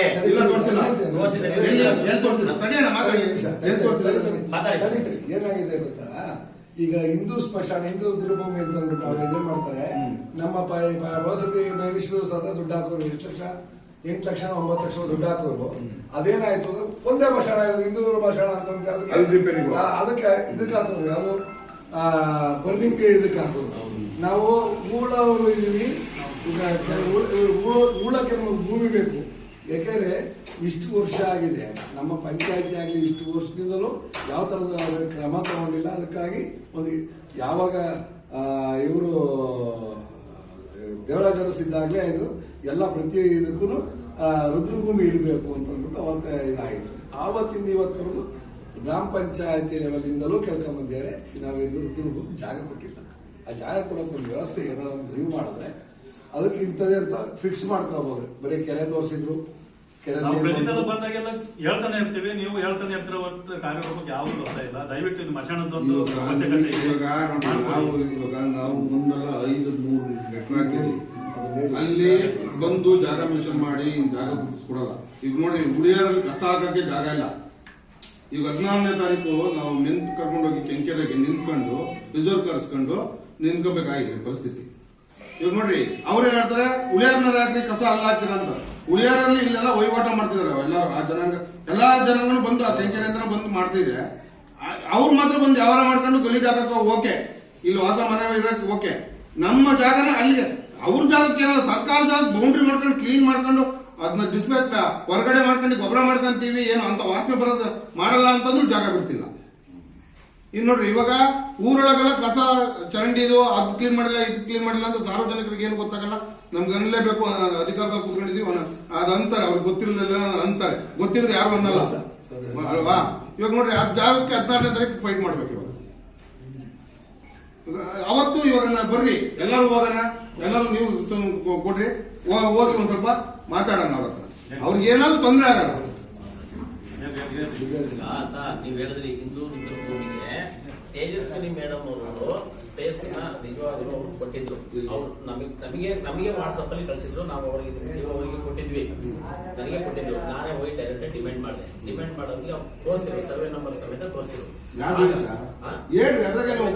ಅಲ್ಲ, ನನ್ನ ಹತ್ರ ಈಗ ಇದ್ದಿದ್ರೆ ನಾನು ಈಗಲೇ ಕೊಟ್ಬಿಡ್ತಿದ್ದೆ. ತೇಜಸ್ವಿನಿ ಮೇಡಮ್ ಇದ್ದಾಗ ಕೊಟ್ಟಿದ್ರು, ಅದನ್ನ ನಾನು ನಿಮಗೆ ಸಿಒಗೆ ಕೊಟ್ಟಿದ್ದೆ. ನೋಡಿ ಸರ್, ಕೊಟ್ಟಿದ್ದಾರೆ ಅಂತೇಳಿ ಕೊಟ್ಟಿದ್ದೆ. ಬಟ್ ಅಷ್ಟೊತ್ತಿಗೆ ಮಂಜುನಾಥ್ ಇದ್ರು, ಅವಾಗ ಮಂಜುನಾಥ್ ಅವ್ರ ಕಡೆಗೆ ಅದು ಏನ್ ಮಾಡಿದ್ರು ಏನ್ ಬಿಟ್ರು, ಅವ್ರಿಂದ ಹೋದ್ರು. ಲಾಸ್ಟ್ಗೆ ಆ ಜಾಗನ ನಾವೇನ್ ಮಾಡ್ತೀವಿ, ಲಕ್ಷ್ಮೀಪತಿ ಅವರ ಹತ್ರ ಹೋಗಿ ಈ ಜಾಗ ಏನಕ್ಕೆ ಮೀಸಲಿಟ್ಟಿದ್ದಾರೆ ಅಂತೇಳಿ ಆ ಜಾಗನ ತೋರಿಸ್ತೀವಿ. ಸರ್ವೆ ನಂಬರ್ ಮೋಸ್ಟ್ಲಿ ನನಗೆ ಅನಿಸ್ತಂಗೆ 12-16 ಇರ್ಬೇಕು. ಆ ಜಾಗ ನೋಡಿದ್ರೆ ಏನಾಗಿದೆ, ಅದು ಬೇರೆಯವರಿಗೆ ಪರಬಾರೆ ಆಗಿದೆ. ಲಕ್ಷ್ಮೀಪತಿ ಅವರ ಹತ್ರ ಇದೆ, ನಿಮ್ಮ ಗುಡಿಯಾರ್ ಟೌನ್ ಇದಾರಲ್ಲ, ಅವ್ರನ್ನ ಕೇಳಿ ಹೇಳ್ತಾರೆ. ಅದನ್ನ ಎಲ್ಲಿ ತೋರಿಸಿದ್ರು, ಅದು ಯಾರ ಹೆಸರಿಗಿದೆ, ರಾಮಯ್ಯ ಮಹೇಶ್ವರವರ ಹೆಸರಲ್ಲಿ ಇದೆ ಆ ಜಾಗ ಇತ್ತು. ಹಂಗಾಗಿ ನಾವೇನ್ ಮಾಡಿದ್ವಿ, ಅದನ್ನ ಯಾರಿಗೆ ಕೊಡುದು, ಕ್ರಿಶ್ಚಿಯನ್ಸ್ಗೆ ಇಷ್ಟು ಎಕರೆ, ಮುಸಲ್ಮಾನರಿಗೆ ಇಷ್ಟು, ಹಿಂದೂ ರುದ್ರಭೂಮಿಗೆ ಇನ್ನೂ ಜಾಗ ಇದೆ. ನಮ್ಮ ಪಂಚಾಯತ್ ನೀವು ಹೇಳ್ತಿರೋ ಜಾಗ ಕ್ರಿಶ್ಚಿಯನ್ಸ್ ಕೊಟ್ಟಿರೋದ್ರಲ್ಲಿ ಇನ್ನೂ ಒಂದು 10-20 ಗುಂಟೆ ಜಾಗ ಬೇಕಿದೆ. ಆ 20 ಗುಂಟೆ ಇನ್ನೂ ಒಂದು 5 ಎಕರೆ ಜಾಗ ಇದೆ. ನಿಮ್ಮ ಅಭಿಪ್ರಾಯ ಎಲ್ಲಿದೆ ಹೇಳ್ರಿ? ಅಲ್ಲೇ ಮಶಾಣದಿಂದ ಹಿಂಭಾಗ ಸೀಮೆ ಜಾಗ ಇದೆಯಲ್ಲ, ಹಾಕ್ತಿದ್ವಲ್ಲ ಆ ಜಾಗದಲ್ಲಿ, ಅಲ್ಲಿ ಒಂದು ಇವ್ರಿಗೆ ಕೊಟ್ಟಿರೋದು ಇದೆ, ಇನ್ನೂ ಒಂದು 20 ಗುಂಟೆ ಇದೆ. ಅದಲ್ಲೆಲ್ಲ 5 ಎಕರೆನೂ ಇದೆ. ಅದ್ ನಾವ್ ಹೇಳ್ತೀವಿ, ಅಲ್ಲಿ ಬೇಕಾದ್ರೆ ಮಶಾಣಕ್ಕೆ ನಮ್ಗೆ ಬೇರೆ ಕಡೆ ಕೊಟ್ಬಿಡ್ರಿ, ಸಾರ್ವಜನಿಕರಿಗೆ ನಮ್ ಕೆರೆ ಅಂಗದವ್ರಿಗೆಲ್ಲ ಮನೆ ಬೇಕು ಅಂತಂದ್ರೆ ಆ ಜಾಗ ಅಲಾಟ್ಮೆಂಟ್ ಮಾಡ್ಕೊಡ್ರಿ. ಪ್ಲಸ್ ಅದ್ರ ಜೊತೆಗೆ ಇನ್ನೂ ಒಂದ್ ಸ್ವಲ್ಪ ಸೋಮಾಜಿ ಪಡೆಯಲು ಜಾಗ ಇದೆ, ಇನ್ನು ಮಿಕ್ಕಿರೋದು ಅವಾಗ ಹಕ್ಕುಪತ್ರ ಕೊಟ್ಟು ಬಿಟ್ಟಿದ್ದಲ್ಲ, ಇನ್ನೂ ಒಂದ್ ಸ್ವಲ್ಪ ಜಾಗ ಇದೆ, ಅದು ಸೇರಿಸಿ ಜನಗಳಿಗೆ ಕೊಡ್ತೀವಿ ಅಂತ ಹೇಳಿದೀನಿ. ಈಗ ಗ್ರಾಮ ಠಾಣ ಜಾಗ ಇಲ್ಲ ಅಂದ್ರೆ ಸರ್ಕಾರದ ಆದೇಶ ಏನಿದೆ, ಯಾವುದೇ ಕಾರಣಕ್ಕೂ ಸ್ಮಶಾನಕ್ಕೆ ರುದ್ರಭೂಮಿಗೆ ಏನಿದೆ ಸರ್ಕಾರದ ಆದೇಶ, ಅಕಸ್ಮಾತ್ ಗ್ರಾಮ ಠಾಣದ ಜಾಗ ಇಲ್ಲ ಅಂದ ಪಕ್ಷದಲ್ಲಿ ಅದನ್ನ ದುಡ್ಡಿಗೆ ಪರ್ಚೇಸ್ ಮಾಡಿ ಹಾಕಾಗ್ಲಿ ರುದ್ರಭೂಮಿಗೆ ಕೊಡಬೇಕು ಅಂತ ಸರ್ಕಾರದ ಗೈಡೆನ್ಸ್ ಇದೆ. ಅದನ್ನ ತಾವು ಯಾಕೆ ಪಾಲನೆ ಮಾಡಿಲ್ಲ? ಪಾಲನೆ ಮಾಡಕ್ಕೆ ಅವ್ರಿಗೆ ಲೆಟರ್ ಕೊಟ್ಟಿದೀವಿ, ಅವ್ರ ಲೆಟರ್ ಕೊಟ್ಟಿದೀವಿ. ಅವ್ರು ಇಲ್ಲ ಅಂತ ನಮ್ಮ ಹತ್ರ ಬಂದ್ರೆ ಅರ್ಜಿ ನಾವು ದುಡ್ಡು ಕೊಂಡ್ಕೊಳ್ಬೇಕು ಏನ್ ಬೇಕು ಮಾಡ್ಬೇಕು ಅಂತ ಮಾಡ್ತೀವಿ. ಶುರು ಕೊಡ್ತಾರೆ. ಅವ್ರು ಕೊಟ್ಟಿರೋದಕ್ಕೆ ನಾನು ರಿಪ್ಲೈ ಕೊಡ್ಬೇಕಲ್ವ ಫಸ್ಟ್ ಜಾಗ ಇದೆ ಇಲ್ಲ ಅಂತ ಹೇಳಿ ಕೊಡ್ಬೇಕು. ಒಂದು ಈಗ ಅರ್ಜಿ ಕೊಟ್ಟಿರ್ತಕ್ಕಂಥ ಡೇಟು ನನ್ನ ಹತ್ರ ಇದೆ, ಇಲ್ಲ ನನ್ನ ಇಟ್ಕೊಂಡಿದ್ದ ಫೈಲ್ 1.5 ವರ್ಷ ಆಗಿದೆ. ಆಕ್ಚುಲಿ ನಾವು ನಿಮ್ಗೆ ಕೊಟ್ಟು ಹಿಂದೂರು ಬಂದು ಕೊಡಿ ನಮಗೆ ಅಂತೇಳಿ ನಿಮ್ಮಿಂದ ಇಲ್ಲಿಂದ ತಹಸೀಲ್ದಾರ್ಗೆ ಹೋಯ್ತು. ತಹಸೀಲ್ದಾರ್ ಯಾರು ನಮ್ಮ ಮಾಡಿದ್ದಾರೆ ಅಂತ ಲೆಟರ್ ಕರೆಸ್ಪಾಂಡೆನ್ಸ್ ಮಾಡ್ಬೇಕಾಗಿರೋ ಯಾರು? ನಾವು ನೀವು ಮಾಡಿದೀವಿ. ಅದನ್ನ ಮಾಡೋದಕ್ಕೆ ದಾಖಲೆ ಕೊಡಿ. ನೀವೇನ್ ಕರೆಸ್ಪಾಂಡೆನ್ಸ್ ಮಾಡಿದ್ರೆ ಕೊಡಿ, ರೆಕಾರ್ಡ್ ಕೊಡಿ. ನಾವು ಕೊಟ್ಟಿರೋದು ರೆಕಾರ್ಡ್ ಇದೆ, ನೀವು ಮಾಡೋದಕ್ಕೆ ರೆಕಾರ್ಡ್ ಕೊಡಿ. ನೀವು ಕೊಟ್ಟಿದ್ದ ಅರ್ಜಿಗೆ 1.5 ವರ್ಷ ಆಗಿದೆ ಕೊಟ್ಟು ಕೇಳಿ. ಫೋಟೋ ಸಮೇತ ಕೊಟ್ಟಿದ್ದೆ ನಾವು. ಇದೇ ಅವರ ಫೋಟೋ ರಮೇಶ್ ಅವರು ಇದ್ರು, ನನ್ನ ಈವ್ನ ಅಡ್ಜಸ್ಟ್ಮೆಂಟ್ ಇದೆ, ನನ್ನ ಕಾರಲ್ಲಿ ಇದೆ, ಮತ್ತೆ ಈಗ ನಾನು ತಂದು ತೋರಿಸ್ತೀನಿ. ನೀವು ಲೆಟರ್ ಕರೆಸ್ಪಾಂಡೆನ್ಸ್ ಮಾಡಿದಕ್ಕೆ ಮುಂದಕ್ಕೆ ಮೂವ್ ಮಾಡೋದಕ್ಕೆ ಕೊಡಿ, ದಾಖಲೆ ಕೊಡಿ. ಅದು ನೀವು ಯಾರಿಗೆ ಕೊಡ್ಬೇಕು ಗೊತ್ತಾ? ನಾನು ಲೆಟರ್ ಕರೆಸ್ಪಾಂಡೆನ್ಸ್ ಮಾಡಿದೀನಿ, ಮುಂದಿನ ವಿಚಾರ ನೀವು ಅಲ್ಲಿ ತಹಸೀಲ್ದಾರ್ ಹತ್ರ ನೀವು ಕೂತು ಮಾತಾಡಿ ಅಂತ ನೀವು ನಮ್ಗೊಂದು ಪ್ರತಿ ಕಾಪಿ ಕೊಡ್ಬೇಕು. ಅದು ಪ್ರೊಸೀಜರ್. ಅದು ನೀವು ಮಾಡಿರೋದಕ್ಕೆ ಏನಿದೆ ದಾಖಲೆ? ನೀವು ಓರಲ್ ಹೇಳ್ಬಿಟ್ಟು ಕೇಳ್ಬಿಡ್ತೀವಾ? ನೀವು 1.5 ವರ್ಷದಿಂದ ಕೊಟ್ಟಿರೋದಕ್ಕೆ ಲೆಟರ್ ಮಾಡಿದ್ರಲ್ಲ ಗೊತ್ತಿಲ್ಲ, ನಾನ್ ಬಂದು ಲೆಟರ್ ಮಾಡಿದೀನಿ. ಹೌದು ಸರ್, ಅದು ಕೊಡಿ. ನಮಗೆ ಒಂದು ರೆಕಾರ್ಡ್ ಕೊಡಿ, ಹೋಗಿ ಒಂದು ಪ್ರತಿ ಕೊಡ್ಬೇಕಲ್ವಾ? ಈ ಸಂಘ ಸಂಸ್ಥೆಗೆ ಒಂದು ಪ್ರತಿ ಕೊಡ್ಬೇಕು. ನೋಡಪ್ಪ, ನನ್ನ ಕೆಲಸ ನಾನು ಮಾಡಿದೀನಿ, ಮುಂದೆ ನೀವು ಹೋಗಿ ನೀವು ಮಾಡಿ ಅಂತ. ಆನಂದ್ ಅಂಗಡಿ ಹಿಂಗಾಡಿ ಏನಾಗಿದೆ ಅಂದ್ರೆ ಮಾತಾಡಿದವ್ರು ಮಾತ್ರ ಕಟ್ಟಡ ಹಾಕಿದಾರೆ ಅಷ್ಟೇ. ಇಲ್ಲಿ ಇವಾಗ ಇಲ್ಲ ಹಾಕಿಲ್ಲ ನೋಡಿ, ನಮ್ಮ ಬೇಕಾದಷ್ಟು 25 ಇಲ್ಲಿ ಹಾಕಿದಿರಾ ಮಾಡಿದ. ಇದನ್ನ ಒಂದ್ ನಿಮಿಷ ಇಲ್ಲಿ ನೀವು ಹಾಕಿದಿರಾ. ಬಡತನ ರೇಖೆಗಿಂತ ಕೆಳಗೆ ಇರುವ ಅರ್ಹ ವಿದ್ಯಾರ್ಥಿಗಳಿಗೆ ಶಿಷ್ಯ ವೇತನ ನೀಡುವುದು, ಸರ್ಕಾರಿ ಶಾಲೆಗಳು ಕಾಲೇಜುಗಳಲ್ಲಿ ಸರ್ಕಾರದ ಮತ್ತಿತರ ಸಂಸ್ಥೆಗಳಲ್ಲಿ ವ್ಯಾಸಂಗ ಮಾಡುತ್ತಿರುವ ವ್ಯಕ್ತಿಗಳಿಗೆ ಪ್ರೋತ್ಸಾಹ ಧನ ನೀಡಲು. ಎಸ್, ಅದನ್ನ ಸೆಲೆಕ್ಷನ್ ಮಾಡೋದು ಹೆಂಗೆ? ಯಾರು ಮಾಡೋರು? ಈ ಅಭ್ಯರ್ಥಿಗಳ ಹೌದು ಬಡತನ ರೇಖೆಗಿಂತ ಕೆಳಗಿದ್ದಾರೆ, ಇವರಿಗೆ ನಾವು ಸಹಾಯಧನ ಕೊಡಬಹುದು ಅಂತ ಹೇಳಿ ಐಡೆಂಟಿಫೈ ಮಾಡ ಅಂತಾರೆ ಯಾರು? ನಾವು ರೆಕಾರ್ಡ್ ತರಿಸ್ಕೊಂತೀವಿ. BPL ಕಾರ್ಡ್ ಇರ್ಬೇಕು ಅವ್ರದ್ದು ಅಲ್ವಾ, ಮತ್ತೆ ವ್ಯಾಸಂಗ ಪ್ರಮಾಣ ಪತ್ರ ಕೇಳ್ತೀವಿ, ಸ್ಟಡಿ ಸರ್ಟಿಫಿಕೇಟ್ ಕೇಳ್ತೀವಿ, ಮತ್ತೆ ಕೆಲಸ ಸರ್ಟಿಫಿಕೇಟ್ ಕೇಳ್ತೀವಿ. ಅದ್ರ ರೆಕಾರ್ಡ್ ತಗೊಂಡು ಮತ್ತೆ ನಾವು ಏನು ಇರುತ್ತೆ ಅದ್ರ ಪ್ರಕಾರ ನಾವು ಶಿಷ್ಯ. ಹೌದು ಸರ್, ಇದನ್ನ ಶಾಲಾ ಕಾಲೇಜುಗಳಲ್ಲಿ ಓದ್ತಾ ಇರತಕ್ಕಂಥ ವಿದ್ಯಾರ್ಥಿಗಳಿಗೆ ಇದು ತಲುಪುವುದು ಹೇಗೆ? ಅದಕ್ಕೆ ಏನ್ ಯಾವ ತರ ಪ್ರೋಸೆಸ್, ಏನ್ ಆಕ್ಷನ್ ಪ್ಲಾನ್ ಮಾಡಿದೀರಾ? ನಾವು ಇದು ಆಕ್ಷನ್ ಪ್ಲಾನ್ ಆದ್ಮೇಲೆ ಪೇಪರ್ ನೋಟಿಫಿಕೇಶನ್ ಕೊಟ್ಟಿದ್ದೀವಿ, ಕಾಲ್ ಮಾಡಿದೀವಿ. ಯಾರಾದ್ರು ಅರ್ಹ ಅಭ್ಯರ್ಥಿ ಅಥವಾ ಅರ್ಹ ವಿದ್ಯಾರ್ಥಿಗಳು ಯಾರಾದ್ರು ಇದ್ರೆ ನೀವು ಕಚೇರಿ ಬಂದ್ಬಿಟ್ಟು ನಿಮ್ಮ ಅಪ್ಲಿಕೇಶನ್ ಕೊಡಿ ಅಂತ ಹೇಳ್ಬಿಟ್ಟು. ಮತ್ತೆ ನಮ್ಮ 7 days ಅಂತ ಹೆಂಗ್ ಮೆನ್ಷನ್ ಮಾಡಿದ್ರೆ ವಿತಿನ್ 7 days ಹೆಂಗ್ ಕೊಡಕ್ಕಾಗ್ತದೆ? ಅಂದ್ರೆ ಕೊಡ್ಲಿ ಅಂತ, ಬೇಗ ಬರ್ಲಿ ಅಂತ ಅದ್ರ ಹೇಳ್ತೀವಿ. ನಾವು ಬೇಗ ಕೊಡ್ಲಿ, ಬೇಗ ಆಗ್ಲಿ ಅನ್ನೋ ಒಂದು ಉದ್ದೇಶದಿಂದ ಹೇಳಿರ್ತೀವಿ. ಏನ್ ಗೊತ್ತಾ ಸರ್, ಇಲ್ಲಿ ಏನಾಗುತ್ತೆ ಅಂತ ಕೇಳಿ. ನಾನು ಯಾಕೆ ಇಲ್ಲಿ ಓಪನ್ ಆಗಿ ಹೇಳ್ಬಿಡ್ತೀನಿ ಕೇಳಿ. ಬಟ್ ಸೆಲೆಕ್ಷನ್ ಮಾಡ್ಲಿಕ್ಕೆ ನಿಮ್ಗೆ ಏನಾಗುತ್ತೆ ಅಂತಂದ್ರೆ ಯಾವ್ದೋ ಒಂದು BPL ಕಾರ್ಡ್. ಈಗ BPL ಕಾರ್ಡ್ ಯಾರ ಹತ್ರ ಇಲ್ಲ, ಯಾರ ಹತ್ರ ಇಲ್ಲ ನನಗೆ ಹೇಳಿ. ಫ್ಯಾಕ್ಟ್ರಿ ಕೇಳಿದ್ರೆ ಇಲ್ವಾ? ಇಟ್ಗೆ ಫ್ಯಾಕ್ಟ್ರಿ ಕೇಳಿದ್ರೆ ಇಲ್ವಾ? ನಮ್ಗೆ ಯಾರ ಹತ್ರ ಇಲ್ಲ. ಸರ್ಕಾರಿ ಸರ್ವೆಂಟು ಹೊರತುಪಡಿಸಿ APL ಹೊರತುಪಡಿಸಿ ಇನ್ನಿದ್ರೆ ಅವ್ರು ಎಷ್ಟು ಕೋಟಿ ಇದ್ರು BPL ಕಾರ್ಡ್ ಅನ್ನು ಮಾಡಿಸ್ಕೊಂಡ್ರೆ ಅಲ್ಲಿಗೆ ಬಡತನ ರೇಖೆಯಿಂದ ಕೆಳಗಿರುವ ಅಭ್ಯರ್ಥಿಗೆ ಎಲ್ಲಿ ನೀವು ಪ್ರೋತ್ಸಾಹಧನ ಕೊಟ್ಟಂಗಾಯ್ತು.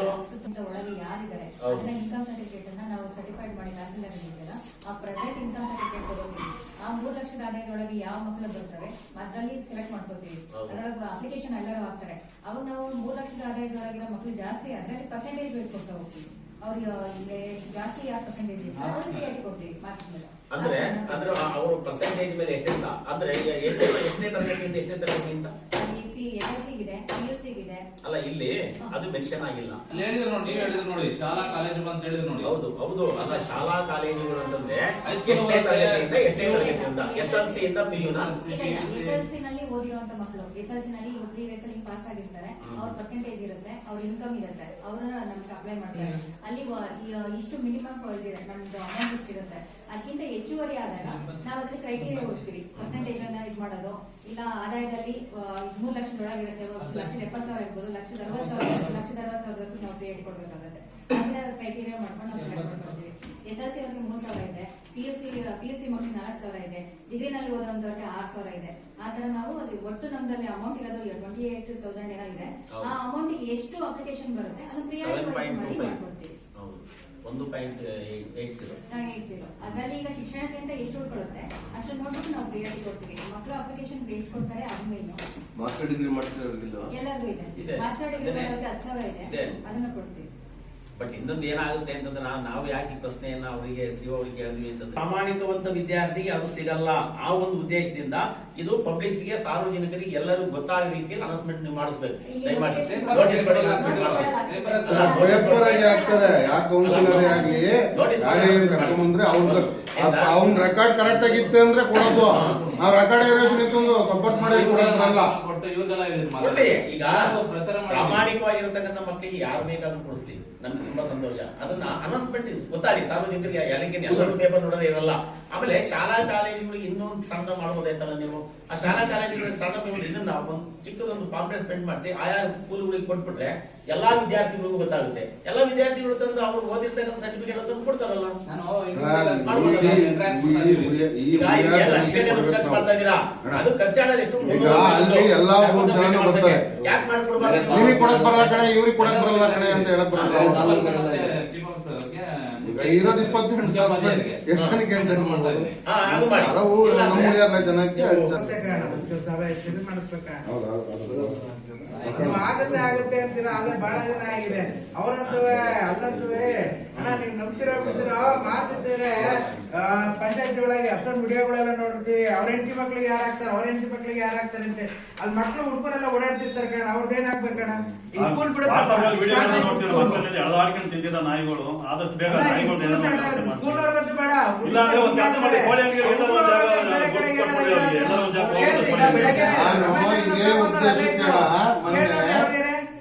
ಮಾರ್ಕೆಟ್ ಮಕ್ಳಿಗೆ ಹೋಟ್ಲಿದೆಯಲ್ಲ, ಅದ್ರ ಮಕ್ಳಿಗೆ ಖಾಲಿ ಜಾಗ ಲ್ಯಾಂಡ್ ಇದೆ.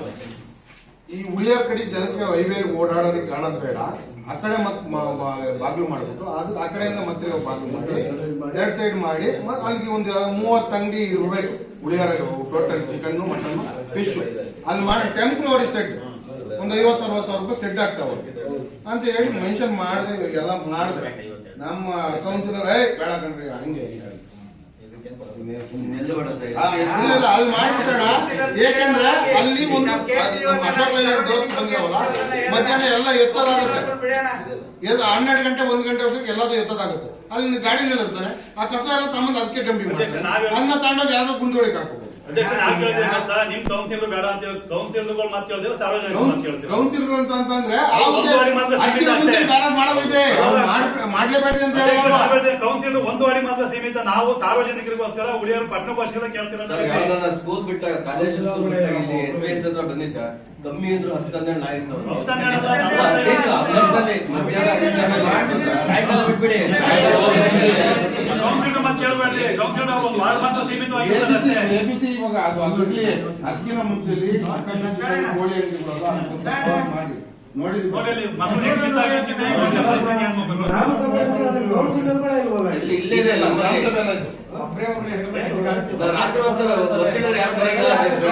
ಎಲ್ಲಾ ಕಡೆ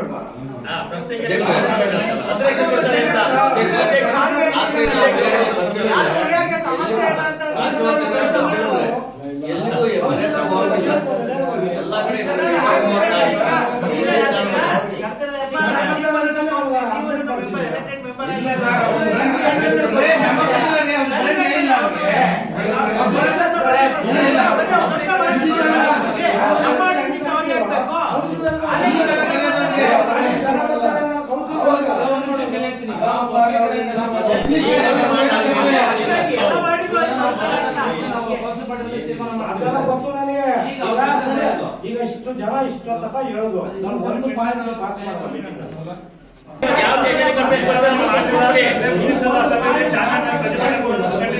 ಓಪನ್ ಮೀಟಿಂಗ್ ಲಾಸ್ಟ್ ಇಯರ್ ನಾವು ವಾರ್ಡಲ್ಲಿ ಯಾವ ಕೆಲಸ ಆಗಿಲ್ಲಪ್ಪ. ಈಗ ನೀವೇ ಹೇಳಿದ್ರೆ ತೀರ್ಮಾನ ಮಾಡಿ ಏನು ಮಾಡಿಲ್ಲ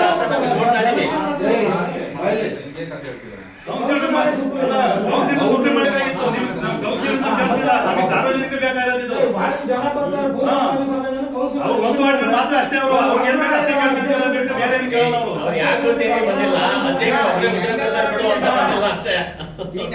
ಇನ್ನೊಬ್ರು ಕೌನ್ಸಿಲರ್ ಹೇಳ್ತಿರೋ ಯಾರ್ದು ಸಮಸ್ಯೆನೇ ಇಲ್ಲ ಅನ್ಸುತ್ತೆ ಅಂತ. ಯಾಕೆ ಬೆಳಗಿನ ಸಾಯಂಕಾಲ ಬಂದು ಹೋಗ್ತಿರ್ತಾರೆ ಅವರೇ. ಇನ್ನು ಜನ ಬಂದು ಅವ್ರಿಗೆ ವಿರೋಧ ಜಗಳ ಆಡ್ಬೇಕಾ? ಹಂಗಾಗೋಗುತ್ತೆ ಅಷ್ಟೇನೆ. ಹಂಗೆ ಗೊತ್ತಿಲ್ಲ ಅಷ್ಟೇ. ಅದೇ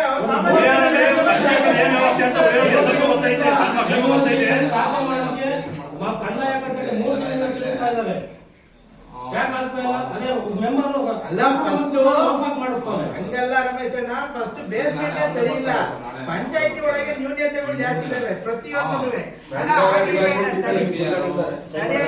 ಈಗ ಪಂಚಾಯತಿ ಒಳಗೆ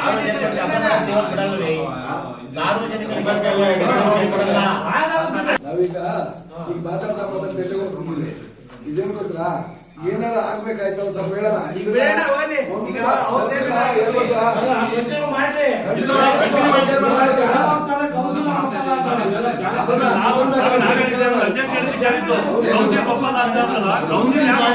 ಅದಕ್ಕಿಂತ ಮುಂಚೆ ಬ್ಯಾಲೆನ್ಸ್ ಮಾಡ್ಬೇಕು, ಅದ್ ಮಾಡ್ರಿ ಆಮೇಲೆ ಮಾಡ್ರಿ ಅಂತ ಅವ್ರು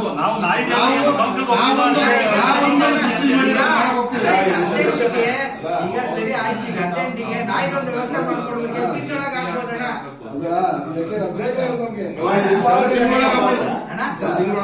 ಒಂದ್ ತಿಂಗಳೊಳಗೇನಣ್ಣ? ಇಲ್ಲ ನಮ್ಗೆ ಆಮೇಲೆ ನಾಗಭೂಷಣ್ ಸರ್, ಖಂಡಿತವಾಗ್ಲೂ ಈ ನಾಯಿಗಳಿಂದ ಏನಾದ್ರು ವ್ಯವಸ್ಥೆ ಮಾಡಿಲ್ಲ ಅಂದ್ರೆ ಖಂಡಿತ ಅಲ್ಲಿ ಬೇರೆ ಏನಾದ್ರು ಮಾಡ್ಬೇಕಾಗತ್ತೆ ಸರ್, ಖಂಡಿತ. ಯಾಕಂದ್ರೆ ನಾಯಿಗಳು ಏನಾಗಿದೆ ಸರ್, ಮಕ್ಕಳು ಯಾವ ಮಕ್ಕಳಾದ್ರೂ ನಮ್ಮ ಮಕ್ಕಳೇ, ನಮ್ಮ ಮಕ್ಳಿಗಾದ್ರೂ ಅದೇ ಪ್ರಾಬ್ಲಮ್, ನಿಮ್ಮ ಮಕ್ಕಳಾದ್ರೂ ಅದೇ ಪ್ರಾಬ್ಲಮ್. ಖಂಡಿತ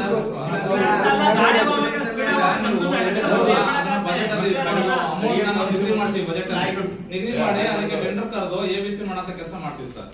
ಟೆಂಡರ್ ಕರಿಬೇಕು ಅನ್ನೋದೇನಿಲ್ವಲ್ಲ ಸರ್. ಆರಾಮಾಗಿ ಅಣ್ಣ ಈಗ ಒಂದು ನಾಯಿಗೆ 2000 ಖರ್ಚು ಬರುತ್ತೆ, 2000 3,000 ಖರ್ಚು ಬರುತ್ತೆ ಒಂದು ನಾಯಿಗೆ.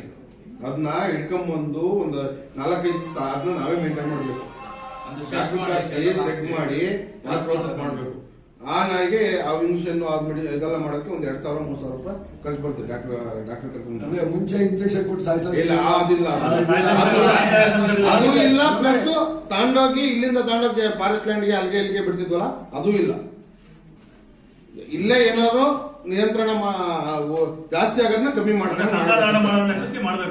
ಬರ್ತ್ ಕಂಟ್ರೋಲ್ ಅಂತ ABC ಅಂತ ಮಾಡಿಸ್ಬೇಕು. ಅದೊಂದು ಈಗ ಬಜೆಟ್ ಅಲ್ಲಿ ಪ್ರಾವಿಷನ್ ಮಾಡ್ಕೊಂತೀವಿ, ಮಾಡ್ಕೊಂಡು ಅದನ್ನ ಅಪ್ರೋಚ್ ಬೇಗ ಮಾಡ್ಕೊಡಿ, ಜನಗಳಿಗೆ ತೊಂದರೆ ಆಗುತ್ತೆ. ಆಮೇಲೆ ಇನ್ನೊಂದು ಏನ್ ಕೇಳ್ಬೇಕು ಅಂತ ಅಂದ್ರೆ, ನಮ್ಗೆ ಮಶಾಣದೊಂದು ಆದಷ್ಟು ಬೇಗ ಇರಲಿ. ಎರಡನೇದಾಗಿ ಒಂದು ಸ್ಟೇಡಿಯಂ ಪಟ್ಟಣ ಪಂಚಾಯತಿ ಆಗಿದೆ, ಮೇಲ್ದರ್ಜೆಗೆ ಇದೆ, ಈಗ ತಾಲೂಕು ಲೆಕ್ಕ ಹೋರಾಟ ಮಾಡುತ್ತೆ ಮುಂದಾಗ್ತಾ ಇದೆ. ಸ್ಟೇಡಿಯಂ ಒಂದು ಪಟ್ಟಣ ಪಂಚಾಯತಿ ಲೆಕ್ಕಾಚಾರಕ್ಕೆ ಇಲ್ವಂತ ನಾನು ಕೇಳಿದೆ. ಸ್ಟೇಡಿಯಂ ಕ್ರೀಡಾಂಗಣ ಲೆಕ್ಕಾಚಾರಕ್ಕೆ ಒಂದು ಇಲ್ವಂತೆ, ತಾಲೂಕು ಲೆಕ್ಕಾಚಾರಕ್ಕೆ ಇದೆ ಅಂತೆ, ಪಟ್ಟಣ ಪಂಚಾಯತಿಗೆ ಇಲ್ಲ ಅಂತ ಅಂದ್ರು. ಸತ್ಯ, ಇದು ತಾಲೂಕು ರೇಡಿಗೆ ಹೋಗ್ತಾ ಇದೆ ಸ್ವಾಮಿ.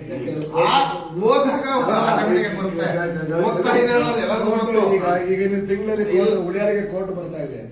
ಕೋರ್ಟ್ ಸಿಂಗಲ್ ಟೇಬಲ್ ಕೋರ್ಟ್ ನಾವು ಕೇಳಿದ್ವು, ಸಿಂಗಲ್ ಪೀಠ ಒಂದೇ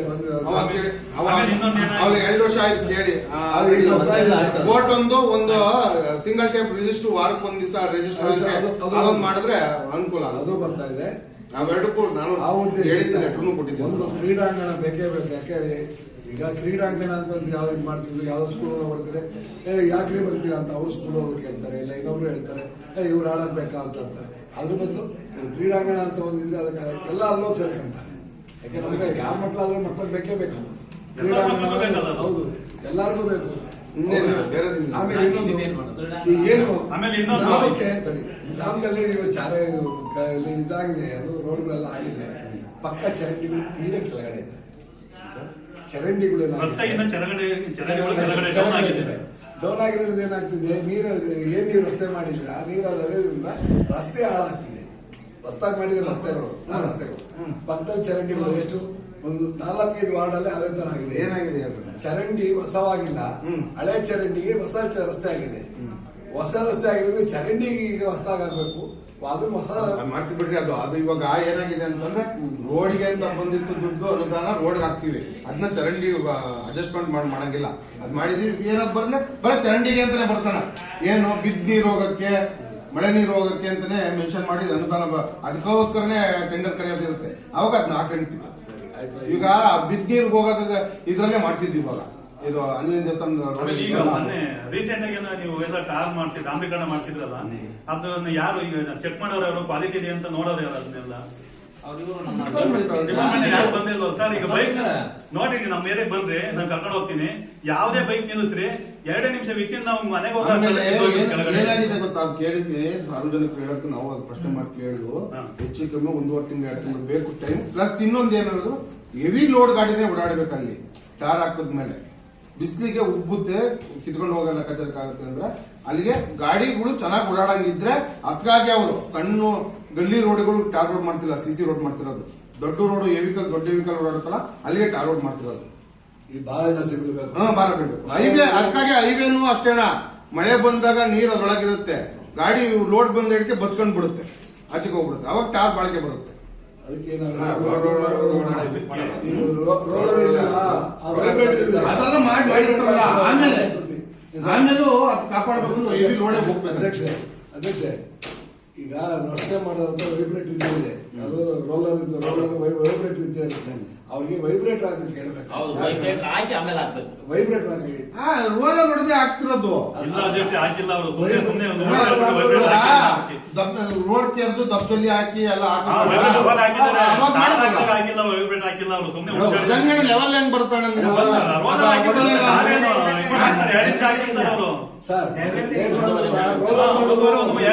ರೋಲರ್ ಮಾಡಿಲ್ಲ ಅಂತಿಲ್ಲ, ರೋಲರ್ ವೈಬ್ರೇಟ್ ಹಾಕಿದ್ರೆ ಅದು ಉಗ್ತಿರ್ಲಿಲ್ಲ, ಅದು ಮಾಡ್ಲಿಲ್ಲ. ಗಾಡಿ ಸ್ಟ್ಯಾಂಡ್ ಹಾಕಿದ್ರೆ ಗಾಡಿ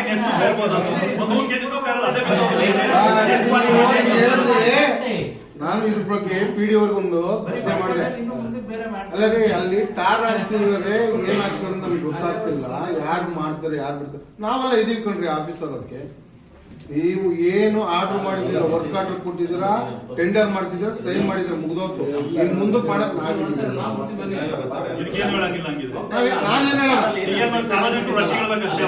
ನನ್ಗೆ ಏನಕ್ಕೆ ಯಾವ್ದೋ ವಾರ್ಡಲ್ಲಿ ಟಾರ್ ಆಗ್ತಾ ಇದ್ರು, ಅಧ್ಯಕ್ಷ ಟಾರ್ ಆಗ್ತಾನೆ ಗೊತ್ತಾಗಲ್ಲ.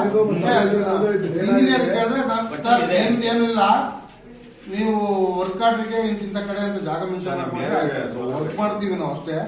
ಆ ಕ್ವಾಲಿಟಿಗೆ ಏನ್ ಮಾಡಕ್ಕೆ ಅನ್ನೋದು ಅದಕ್ಕೆ ದಂಡ ಇದೆ, ಅವೆಲ್ಲ ಚೆಕ್ ಮಾಡ್ಕೊಂಡು ಮಾಡೋದು. ಈ ಸತಿ ಯಾರು ಇವರಿಗೆಲ್ಲ ಬರೀ ಅಲ್ಲ ಸ್ಕ್ಯಾವೆಂಜರ್ಸ್ಗೆ 3 ಲಕ್ಷ ರೂಪಾಯಿ ದುಡ್ಡು ಇದಕ್ಕೆ ಅಂತ ಹೇಳಿ 6 ಲಕ್ಷ ರೂಪಾಯಿ ಬರೀ ಸ್ಕ್ಯಾವೆಂಜರ್ಸ್ಗೆ ತೆಗೆದಿದ್ದಾರೆ. ಇಷ್ಟು ಪರ್ಸೆಂಟೇಜ್ ಅವ್ರಿಗೆ ತೆಗೆದಿದೆ. ಸರ್ಕಾರ ಕೊಡೋದಕ್ಕೆ ನಾವು ತೊಂದರೆ ಮಾಡ್ತಿಲ್ಲ.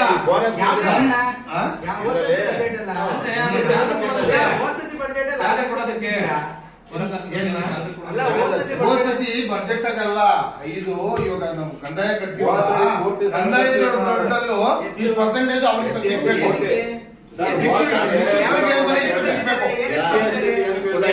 ಬರೀ 7 ಲಕ್ಷ ಯೂಸ್ ಆಗಿದೆ ಅಂತ ಹೇಳಿದ್ದಾರೆ. ಇಲ್ಲಿ ನಾವು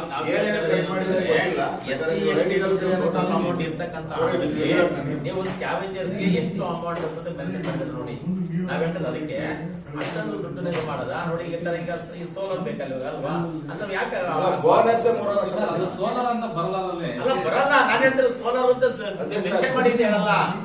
SC ST ದುಡ್ಡಲ್ಲಿ ಆ ಜಾಗದಲ್ಲಿ ಅಳವಡಿಸಬಹುದಲ್ಲ, ಯಾಕೆ ಮಾಡಬಾರ್ದು? ಸಮುದಾಯ ವರ್ಕ್ಗಳು ಅಂತ ಇರ್ತದೆ, ಅದು ರೇಟ್ಗೆ ಪ್ರಾವಿಷನ್ ಇರಲ್ಲ. ಸಮುದಾಯ ವರ್ಕ್ ಅಂದ್ರೆ ಟಾರ್ ರೋಡ್, CC ರೋಡ್ ಅಥವಾ ಮಕ್ಕಳಿಗೆ ಶಿಕ್ಷಣಕ್ಕೆ ಅಂತಂದ್ರೆ ನಾನು ಇವಾಗ ಏನ್ ಮಾಡಿದೆ, ಬ್ಯಾಗ್ ತರಿಸ್ಬಿಡ್ತಾರೆ, ಮಕ್ಕಳಿಗೆ ಏನ್ ಚಾಂಪಿಯನ್ ಅದು ಅವ್ರಿಗೆ ಒಂದು ವಾರ್ಡ್ಗೆ ಕೊಡಕ್ಕೆ ಇಂಜಿನಿಯರಿಂಗ್ ಕೊಡಬೇಕು ಅಂತ ಇರೋದು. ಕೇಳಿ ಯಾರು ಸರ್ ಹೇಳಿದ್ದು? ಕೊಡಿ ಸರ್, ಸುತ್ತಲೇ ಕೊಡಿ ಸರ್. ಆದ್ರೆ ಓನ್ಲಿ ಇಂಜಿನಿಯರ್ಸ್ ಅಂತ ಅಲ್ಲ ಸರ್. ಹೈಯರ್ ಎಜುಕೇಶನ್ ಇದೆ, ಅವಾಗ ಹೈಯರ್ ಎಜುಕೇಶನ್ ಅಂತಾನೆ ಮಾಡ್ಕೊಳ್ಳಿ ಅಂತ ಮೀಟಿಂಗ್ ಅಲ್ಲಿ ರಿಸರ್ವೇಶನ್ ಮಾಡ್ಕೊಂಡಿರ್ತಾರೆ. ಮತ್ತೆ ಅಮೌಂಟ್ ಕಡಿಮೆ ನೀವು ಮಾಡ್ಕೊಂಡ್ರೆ ಮೀಟಿಂಗ್ ಅದು ನಿಮ್ಮ ಬಾಡಿ ಮಾಡ್ಕೊಂಡ್ರೆ ಮೀಟಿಂಗ್ ಬಾಡಿ ಮೀಟಿಂಗ್ ಬಾಡಿ ಅಲ್ಲ ಸರ್, ಮತ್ತೆ ಇದೆ. ನಾನು ಬಂದಿದ್ದೀನಿ, ಯಾರೋ ಒಬ್ಬ ಇರ್ತಾನೆ ಅನ್ಕೊಂಡ್ರಿ, ಮಿಕ್ಕವರೆಲ್ಲ MS ಮಾಡ್ಬೋದು, ಅದರ MS ಮಾಡ್ಬೋದು, ಅವರು ಕೊಡ್ರಿ. ಒಬ್ಬ ಇರ್ತಾನಪ್ಪ ಇಂಜಿನಿಯರಿಂಗ್ ಮಾಡಕ್ಕೆ. ಅದು SC ST ಫಂಡ್ 24.10 ನಲ್ಲಿ ವೃತ್ತಿಪರ ಶಿಕ್ಷಣ ಕೋರ್ಸ್ಗಳಿಗೆ ನಾನು ಹೇಳಿದ್ದು ವೃತ್ತಿಪರ ಕೋರ್ಸ್ಗಳಿಗೆ ನಾನು ಅದನ್ನ ಹೇಳ್ತಿದ್ದು ಅವ್ರಿಗೆ ಕೊಡಬೇಕು. ವೃತ್ತಿಪರ ಕೋರ್ಸ್ ಅಂದ್ರೆ ಯಾವುದು? ಇಂಜಿನಿಯರಿಂಗ್ ಅಲ್ಲ. ಇಂಜಿನಿಯರಿಂಗ್ ಬರ್ಬೋದು, ITI ಬರ್ಬೋದು, MBBS ಬರ್ಬೋದು, ನೀವು B.Ed ಮಾಡೋರು ಇರ್ಬೋದು, D.Ed ಮಾಡೋರು ಇರ್ಬೋದು, ನೀವು ಅವ್ರಿಗೆಲ್ಲರಿಗೂ ಆಗ್ತೀರಾ. ಅಷ್ಟೇ ಮಾತ್ರ ನಾವು ಕೊಡ್ತೀವಿ. PUC ಬೇರೆ ನಾವು ಶಿಕ್ಷಣಕ್ಕೆ ಅಂತ ನಾವು ಈಗ ಹೇಳಿದ್ರಲ್ಲ, ಅದ್ರಲ್ಲಿ ನಾವು ಅವ್ರನ್ನ ಪರಿಗಣನೆ ಮಾಡ್ತೀವಿ. ಕೊಡ್ಲಿಲ್ಲ ಮೇಡಮ್, ಅವರು MBS ಕೊಡ್ಲಿಲ್ಲ. ಅವರು ನೀವು ಅಪ್ಲಿಕೇಶನ್ ಬರೀ ಇಂಜಿನಿಯರಿಂಗ್ ಮಾತ್ರ ಕೊಡೋದು. ಇಂಜಿನಿಯರಿಂಗ್ ಮಾತ್ರ ವೃತ್ತಿಪರ ಕೋರ್ಸ್ಗಳಿಗೆ ಅವು ITI ಮಾಡ್ತಾ ಇದ್ರು ಕೊಡಬೇಕು. ITI ಮಾಡ್ತಾ ಇದ್ರು ಸಹ ಅವ್ರು ಸಹಾಯಧನವನ್ನ ನಿಮ್ಗೆ ಕೊಡಬೇಕು. ಅದು ಹಾಗೆ ಪ್ರೊಸೀಜರ್ ಇರೋದು. PU ಮಾಡ್ತಾ ಇದ್ದಾರೆ ಕೊಡ್ರಿ, ಡಿಗ್ರಿ ಮಾಡ್ತಾ ಇದ್ದಾರೆ ಕೊಡ್ರಿ ಅಂತ ನಾವು ಕೇಳಕ್ ಬರಲ್ಲ. ನಿಮ್ಗೆ ಯಾಕೆಂದ್ರೆ ನಿಮ್ ಪಟ್ಟಣ ಪಂಚಾಯತ್ ಪ್ರೊಸೀಜರ್ಸ್ ಏನಿದೆ, ಫಾಲೋ ಅಪ್ ಏನಿದೆ, ಇನ್ನೊಂದು ಇನ್ನೊಂದೇನಿದೆ ಅಂದ್ರೆ ನಮ್ಗೆ ವಯಸ್ಸಾದವರು ಪಟ್ಟಣದಲ್ಲಿ ಜಾಸ್ತಿ ಆಗ್ತಿದ್ದಾರೆ. ಒಂದು ಪಾರ್ಕ್ ವ್ಯವಸ್ಥೆ ಮಾಡ್ಕೊಡ್ರಿ. ಅವರು ಸಂಜೆ ಟೈಮ್ ಬೆಳಗ್ಗೆ ಟೈಮ್ ಒಂದು ಏನೋ ಒಂದು ವಾತಾವರಣಕ್ಕೆ ಒಂದು ಅನುಕೂಲ ಆಗುತ್ತೆ. ಅದೊಂದು ಪಾರ್ಕ್ ವ್ಯವಸ್ಥೆ ಮಾಡ್ಕೊಡ್ರಿ. ಒಂದು ದೊಡ್ಡ ಮನೆಗಳಿಗೆ ಲೈಟ್ ಹಾಕಿಲ್ಲ. ಅದೇ ಅನ್ನ ಡೆವಲಪ್ಮೆಂಟ್ ಮಾಡೋದು ಹೇಳೋಣ ಫಸ್ಟ್. ದೊಡ್ಡ ದೊಡ್ಡ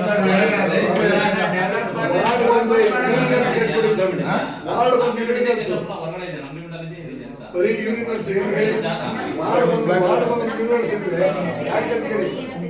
ಏನಾಗುತ್ತೆ ಗೊತ್ತಾ, ನೀನು ಹೇಳ್ತೀನಿ ಕರೆಕ್ಟು.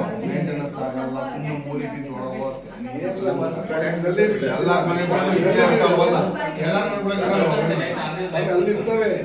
ಆದ್ರೆ ಇಲ್ಲೇನ ಪಬ್ಲಿಕ್ ಅಲ್ಲಿ ಏನಾಗುತ್ತೆ ಅಂದ್ರೆ ನಿಂತ್ಕೊಂಡಿರ್ತಾರೆ, ಯಾರು ಮಾಡಿರ್ತಾರೆ. ಅದೇನಾಗುತ್ತೆ ಅಂದ್ರೆ ರಾತ್ರಿ ಹೊತ್ತು ಆಗ್ಬೋದು ಮತ್ತೆ ಅದೇ ಒಂದು ಯೂನಿವರ್ಸ್ ಇದ್ರೆ ಯಾಕೆ ಪಟ್ಟಣ ಪಂಚಾಯತಿ ಗೇಡ್ ಆಗಿರೋದ್ರಿಂದ ಒಂದು ಯೂನಿವರ್ಸ್ ಬೇಕು ಅಂತ ಎಲ್ಲಾ ವಾರ್ಡ್ಗೂ ಅಂತಲ್ಲ, ಕೆಲವೊಂದು ವಾರ್ಡ್ಗಳಲ್ಲಿ ಡಿಕೆ ಬೇಕು.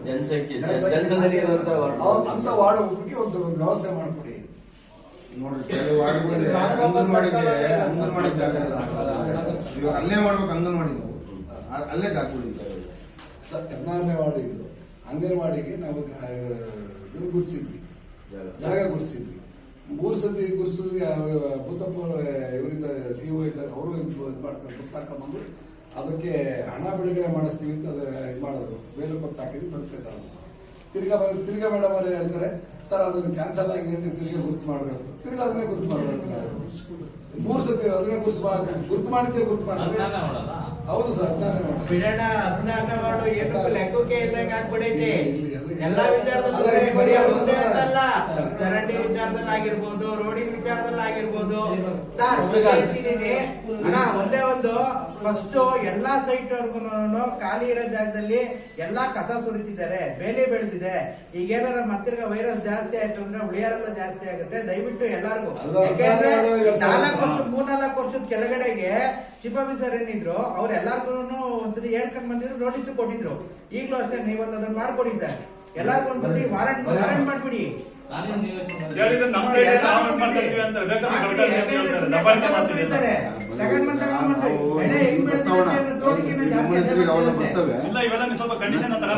ನಮ್ಮನೆ ಹತ್ರಿಗೆಲ್ಲ ಬರ್ತವೆ. ಸಿನಿಮಾದಲ್ಲಿ ಬರ್ದಿರುತ್ತೆ. ಇನ್ನೊಬ್ಬ ಬಂದು ಕೊಡ್ರಿ, ನಾವೇನು ಮಾಡ್ಸಲ್ಲ ಅಂದ್ವಿ, ಆಮೇಲೆ ಮಾಡಿಸ್ಕೊಂಡ್ವಿ. ಮಣಿಬೇಡಿ ನೀವು. ಇಂಥವೆಲ್ಲ ಸ್ವಲ್ಪ ಸ್ಟ್ರಿಕ್ಟ್ ಆಗಿ ಫಾಲೋ ಮಾಡಿರಲಿಲ್ಲ. ನೀವು ಅಷ್ಟೇ ಸರ್, ಒಂದೇ ಒಂದು ರಿಕ್ವೆಸ್ಟ್ ನಿಮ್ಮ ಹತ್ರ, ದಯವಿಟ್ಟು ಎಲ್ಲ ವಾರ್ಡನ್ನು ಒಂದ್ಸತಿ ಓಡಾಡಿ. ಯಾಕೆಂದ್ರೆ ಈಗ ಕೌನ್ಸಿಲರ್ಗಳಾಗಿರ್ಬೋದು, ಅಧ್ಯಕ್ಷರಾಗಿರ್ಬೋದು, ಉಪಾಧ್ಯಕ್ಷರಾಗಿರ್ಬೋದು, ಅವ್ರವ್ರ ಬಿಸಿಲಿ ಇರ್ತಾರೆ. ನೀವು ಒಂದ್ಸತಿ ಓಡಾಡ್ಕೊಂಬಂದ್ರೆ ಸಾರ್ವಜನಿಕರು ಏನೇ ವ್ಯವಸ್ಥೆ ಇದೆ ಅಂತ ಗೊತ್ತಾಗುತ್ತೆ. ಬಿಸಿ ಅನ್ನೋದಕ್ಕಿಂತ ಹೆಚ್ಚಾಗಿ ಅವ್ರದ್ದು ವಾರ್ಡ್ ಮಾತ್ರ ನೋಡ್ಕೊಂತಾರೆ.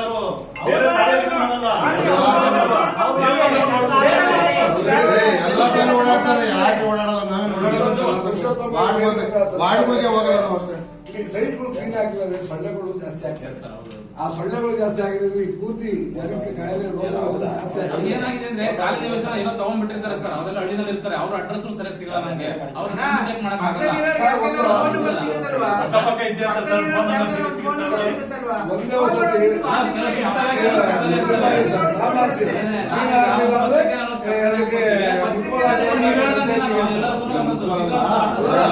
ಎಂಟ್ರಿ ಮಾಡ್ತಾರೆ.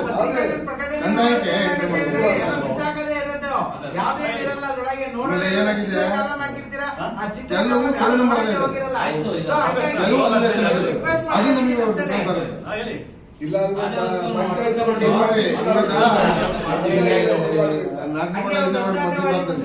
ಕೆಲವು ಸರ್ವೆ ನಂಬರ್ ಮಾತ್ರ ನಿಂತ್ಕಂತಿದೆ. ನೀರು ಆ ಕಡೆ ಆಂಜನೇಯ ದೇವಸ್ಥಾನ ಕಡೆ ನಿಂತ್ಕಂತಿಲ್ಲ. ಲಾಸ್ಟ್ ಗೇಟ್ ಎಲ್ಲಿದೆ ನೀರು ಅಲ್ಲೇ ಜಾಸ್ತಿ ರೋಡ್ ನಿಂತ್ಕಂತಿರೋದು. ನೀರು ಅಲ್ಲಿ ಫೋನ್ ಮಾಡಿದಾರಲ್ಲ, ಅಲ್ಲೇ ಮಾಡಿದ್ದಾರೆ. ಈ ಕಾಂಕ್ರೀಟ್ ನೀರು ಹರಿಯುತ್ತೆ ಮನೆ ಮಕ್ಕಳಿಗೆ ಲೈಟ್ ಮಾಡ್ಕೊಂಡಿದ್ದಾರೆ. ಇಲ್ಲಿ ಇವಾಗ ಅದನ್ನ ಡ್ರಿಲ್ಲಿಂಗ್ ಮಾಡಿ ಹೊಡೆದಾಕ ಹೋಗ್ಬೇಕು ಅಷ್ಟೇ. ಇವಾಗ ಅವಾಗ ಇವಾಗ ನೀವು ಹಂಗ ಹೇಳ್ತಿದ್ರೆ ಅದ್ ಮಾಡೇ ಮಾಡ್ತೀನಪ್ಪ. ಇವಾಗ ಅದ್ನೇನಿಲ್ಲ, ವರ್ಷ ಒಳಗೆ ಒಂದು ಇದು ಕಾಯರ್ ಇಂಡಸ್ಟ್ರಿಯಲ್ ಫ್ಯಾಕ್ಟ್ರಿ ಇದೆ ಅಲ್ವಾ, ಅದನ್ನ ಆಚೆ ಗೊತ್ತಾಗ್ಲಿ. ಸೊಳ್ಳೆ ಅದು ಇದು ಎಲ್ಲ ಜಾಸ್ತಿ ಇದೆ. ಅದನ್ನ ನಮ್ಮ ಗೌರ್ಮೆಂಟ್ ಬಸ್ ಸ್ಟ್ಯಾಂಡ್ ಜಾಗ ಚೆನ್ನಾಗಿದೆ. ಅದು ಕಾಂಪೌಂಡ್ ಇದೆಯಲ್ಲ ರಾಮಪ್ಪ ಸರ್ಕಲ್ ಅದು ಬಸ್ ಸ್ಟ್ಯಾಂಡ್ ಚೆನ್ನಾಗಿದೆ.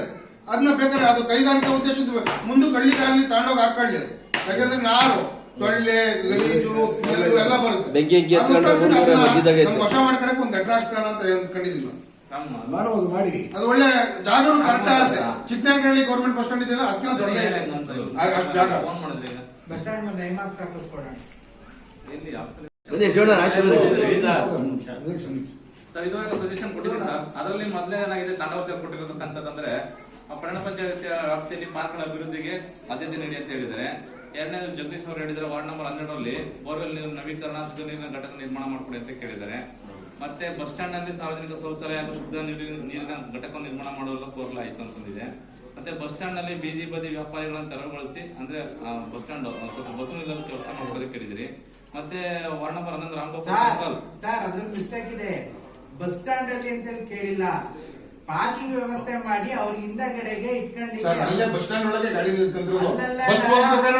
ಅಲ್ಲಲ್ಲ, ಮೆಡಿಕಲ್ ಸ್ಟೋರ್ ಮುಂದೆ ಹಾಸ್ಪಿಟಲ್ ಎರಡು ಅಲ್ಲಿ ಮಾಡಿ ಇಲ್ಲಿ ಮಾಡಬಾರ್ದು. ಎರಡು ಆಗ್ಲಿ. ಯಾಕೆ ಈಗ ಹಾಸ್ಪಿಟಲ್ ಮುಂದೆ ಯಾಕೆ ಇಲ್ಲಿ ಆಗಿಲ್ಲ ಅಂತ ನಮ್ಗೆ ಕೇಳ್ತಾರೆ. ಎರಡದಲ್ಲೂ ಆಗ್ಲಿ. ಅದು ಕ್ಲೀನ್ ಆಗಿ ಪಾರ್ಕಿಂಗ್ ವ್ಯವಸ್ಥೆ ಅಲ್ಲಿ ಬೈಕ್ ನಿಲ್ಸ್ಕೊಳಕ್ಕಿಂತ ಸಾರ್ವಜನಿಕರು ಗೌರ್ಮೆಂಟ್ ಬಸ್ ಪ್ರೈವೇಟ್ ಬಸ್ ಬರ್ತಲ್ಲ ಅವ್ರು ನಿಂತ ಕಡೆ ಜಾಗ ಮಾಡ್ಕೊಡ್ಬೇಕಲ್ಲ. ಅವ್ರಿಗೂ ಪಾರ್ಕಿಂಗ್ ಅಲ್ವಾ ಅದು? ಬೈಕ್ ನಿಲ್ಸ್ಕೊಳಕ್ಕೆ ಪಾರ್ಕಿಂಗ್ ಅಲ್ಲ, ಬಸ್ ನಿಲ್ಸ್ಕೊಳಕ್ಕೆ ಪಾರ್ಕಿಂಗ್ ಬೇಕಲ್ಲ. ಸರಿ, ಟೋಟಲ್ ಪಾರ್ಕಿಂಗ್ ಬರಲ್ಲ ಬಿಡು.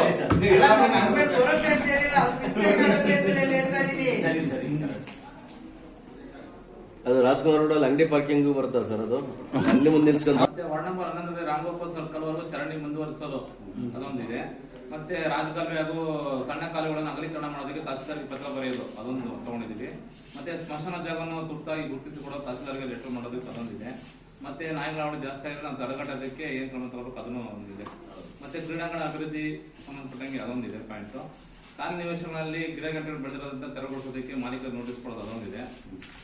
ಮತ್ತೆ ವಾರ್ನಿಂಗ್ ಮಾಡಿ ಸಾಕು, ಎಲ್ಲ ಅವರೇ ಕ್ಲಿಯರ್ ಮಾಡ್ಕೊಂಡು ಕೊಡ್ತಾರೆ. ನೋಟಿಸ್ ಕೊಡೋದು. ಮತ್ತೆ ಬಸ್ ಸ್ಟ್ಯಾಂಡ್ ನಲ್ಲಿ ಹೈಮಾಸ್ಟ್ ಲೈಟ್ ಮಾಡೋದಕ್ಕೆ ಒಂದು ಹೇಳಿದ್ದೀರಿ, ಅದೊಂದು ಇನ್ನೊಂದು ಈಗ ಬರ್ನ್ ಮಾಡ್ತಿದ್ರು ಜಾಗ. ಆ ಜಾಗ ಎಂಡ್ ಅವರು ಪಂಚಾಯತಿಗೆ ತಗೊಳ್ಳಿ. ಯಾಕಂದ್ರೆ ನಮ್ಮ ಸರ್ಕಾರ ಜಾಗದಿಂದ ಇಲ್ಲಿ ಏನಾಗ್ತಿದೆ ಅಂತಂದ್ರೆ ನೋಡ್ರಿ, 600 ರೂಪಾಯಿ ಕೊಟ್ಟು ಒಂದ್ ಯಾರೋ ನಡೆಸ್ಕೊಂಡು ಹೋಗ್ತಿದಾರೆ. ಅದನ್ನ ಕೇಳಿ ಮಾಡ್ತಾರೆ. ಯಾರೋ ಒಂದ್ ಬಡಪಾಯಿಗಳು ತೀರೋ ಆದ್ರೆ ಅನ್ನ ಲೆಕ್ಕಾಚಾರದಲ್ಲಿ ನನಗೆ ಬಂದಿರೋದ್ ಮಾತಿದ್ರು.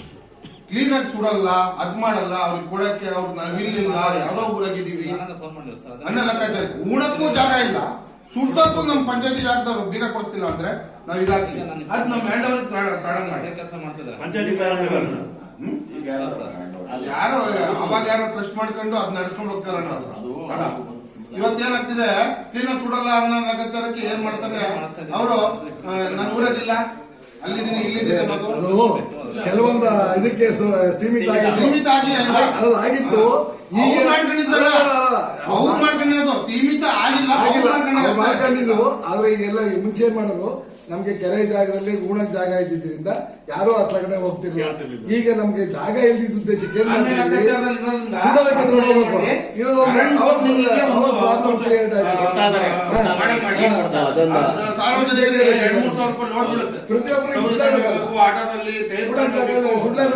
ಜೋಡಿಸ್ಬೇಕು, ಮಾಡ್ಬೇಕು ಅನ್ನೋದು ಇದಾಗುತ್ತೆ. ಕರೆಂಟ್ ಬರ್ಬೇಕು ಅಂತ ಹೇಳಿ ವಿದ್ಯುತ್ ಕರೆಂಟ್ ಮಾಡಿದ್ರೆ ಆರಾಮಾಗಿ ಕ್ಲೀನ್ ಆಗಿ ಸುಟ್ಟಂದ್ರೆ ಯಾರಾದ್ರೂ ಸುಟ್ಟಂದ್ರೆ ಯಾರು ಹೋಗ್ತಾರೆ. ಕಮ್ಮಿ ಸುಟ್ಟ ಬಾಚಾಕ ಕ್ಲೀನ್ ಮಾಡಕ್ ನಮ್ಗೆ ತೊಂದರೆ ಆಗುತ್ತೆ ಅನ್ನೋ ಲೆಕ್ಕಾಚಾರಕ್ಕೆ ಆಗ್ತಿದೆ. ಅದು ಕರೆಂಟ್ ಇಂದ ಒಂದು ಮಾಡಿಸ್ಬೇಕು. ವಿದ್ಯುತ್ ಚಿತ್ತಾಗಾರ ಮಾಡಿ ಪಟ್ಟಣ ಪಂಚಾಯತಿಗೆ ಪ್ಲಸ್ ಇನ್ನೊಂದು. ಆಮೇಲೆ ಈ ತೀರೋದ್ರೆ ನಮ್ಮ ಇದರಲ್ಲಿ ಅವ್ರಿಗೆ ಎತ್ಕೊಂಡು ಹೋಗಕ್ಕೆ ಒಂದು ಗಾಡಿ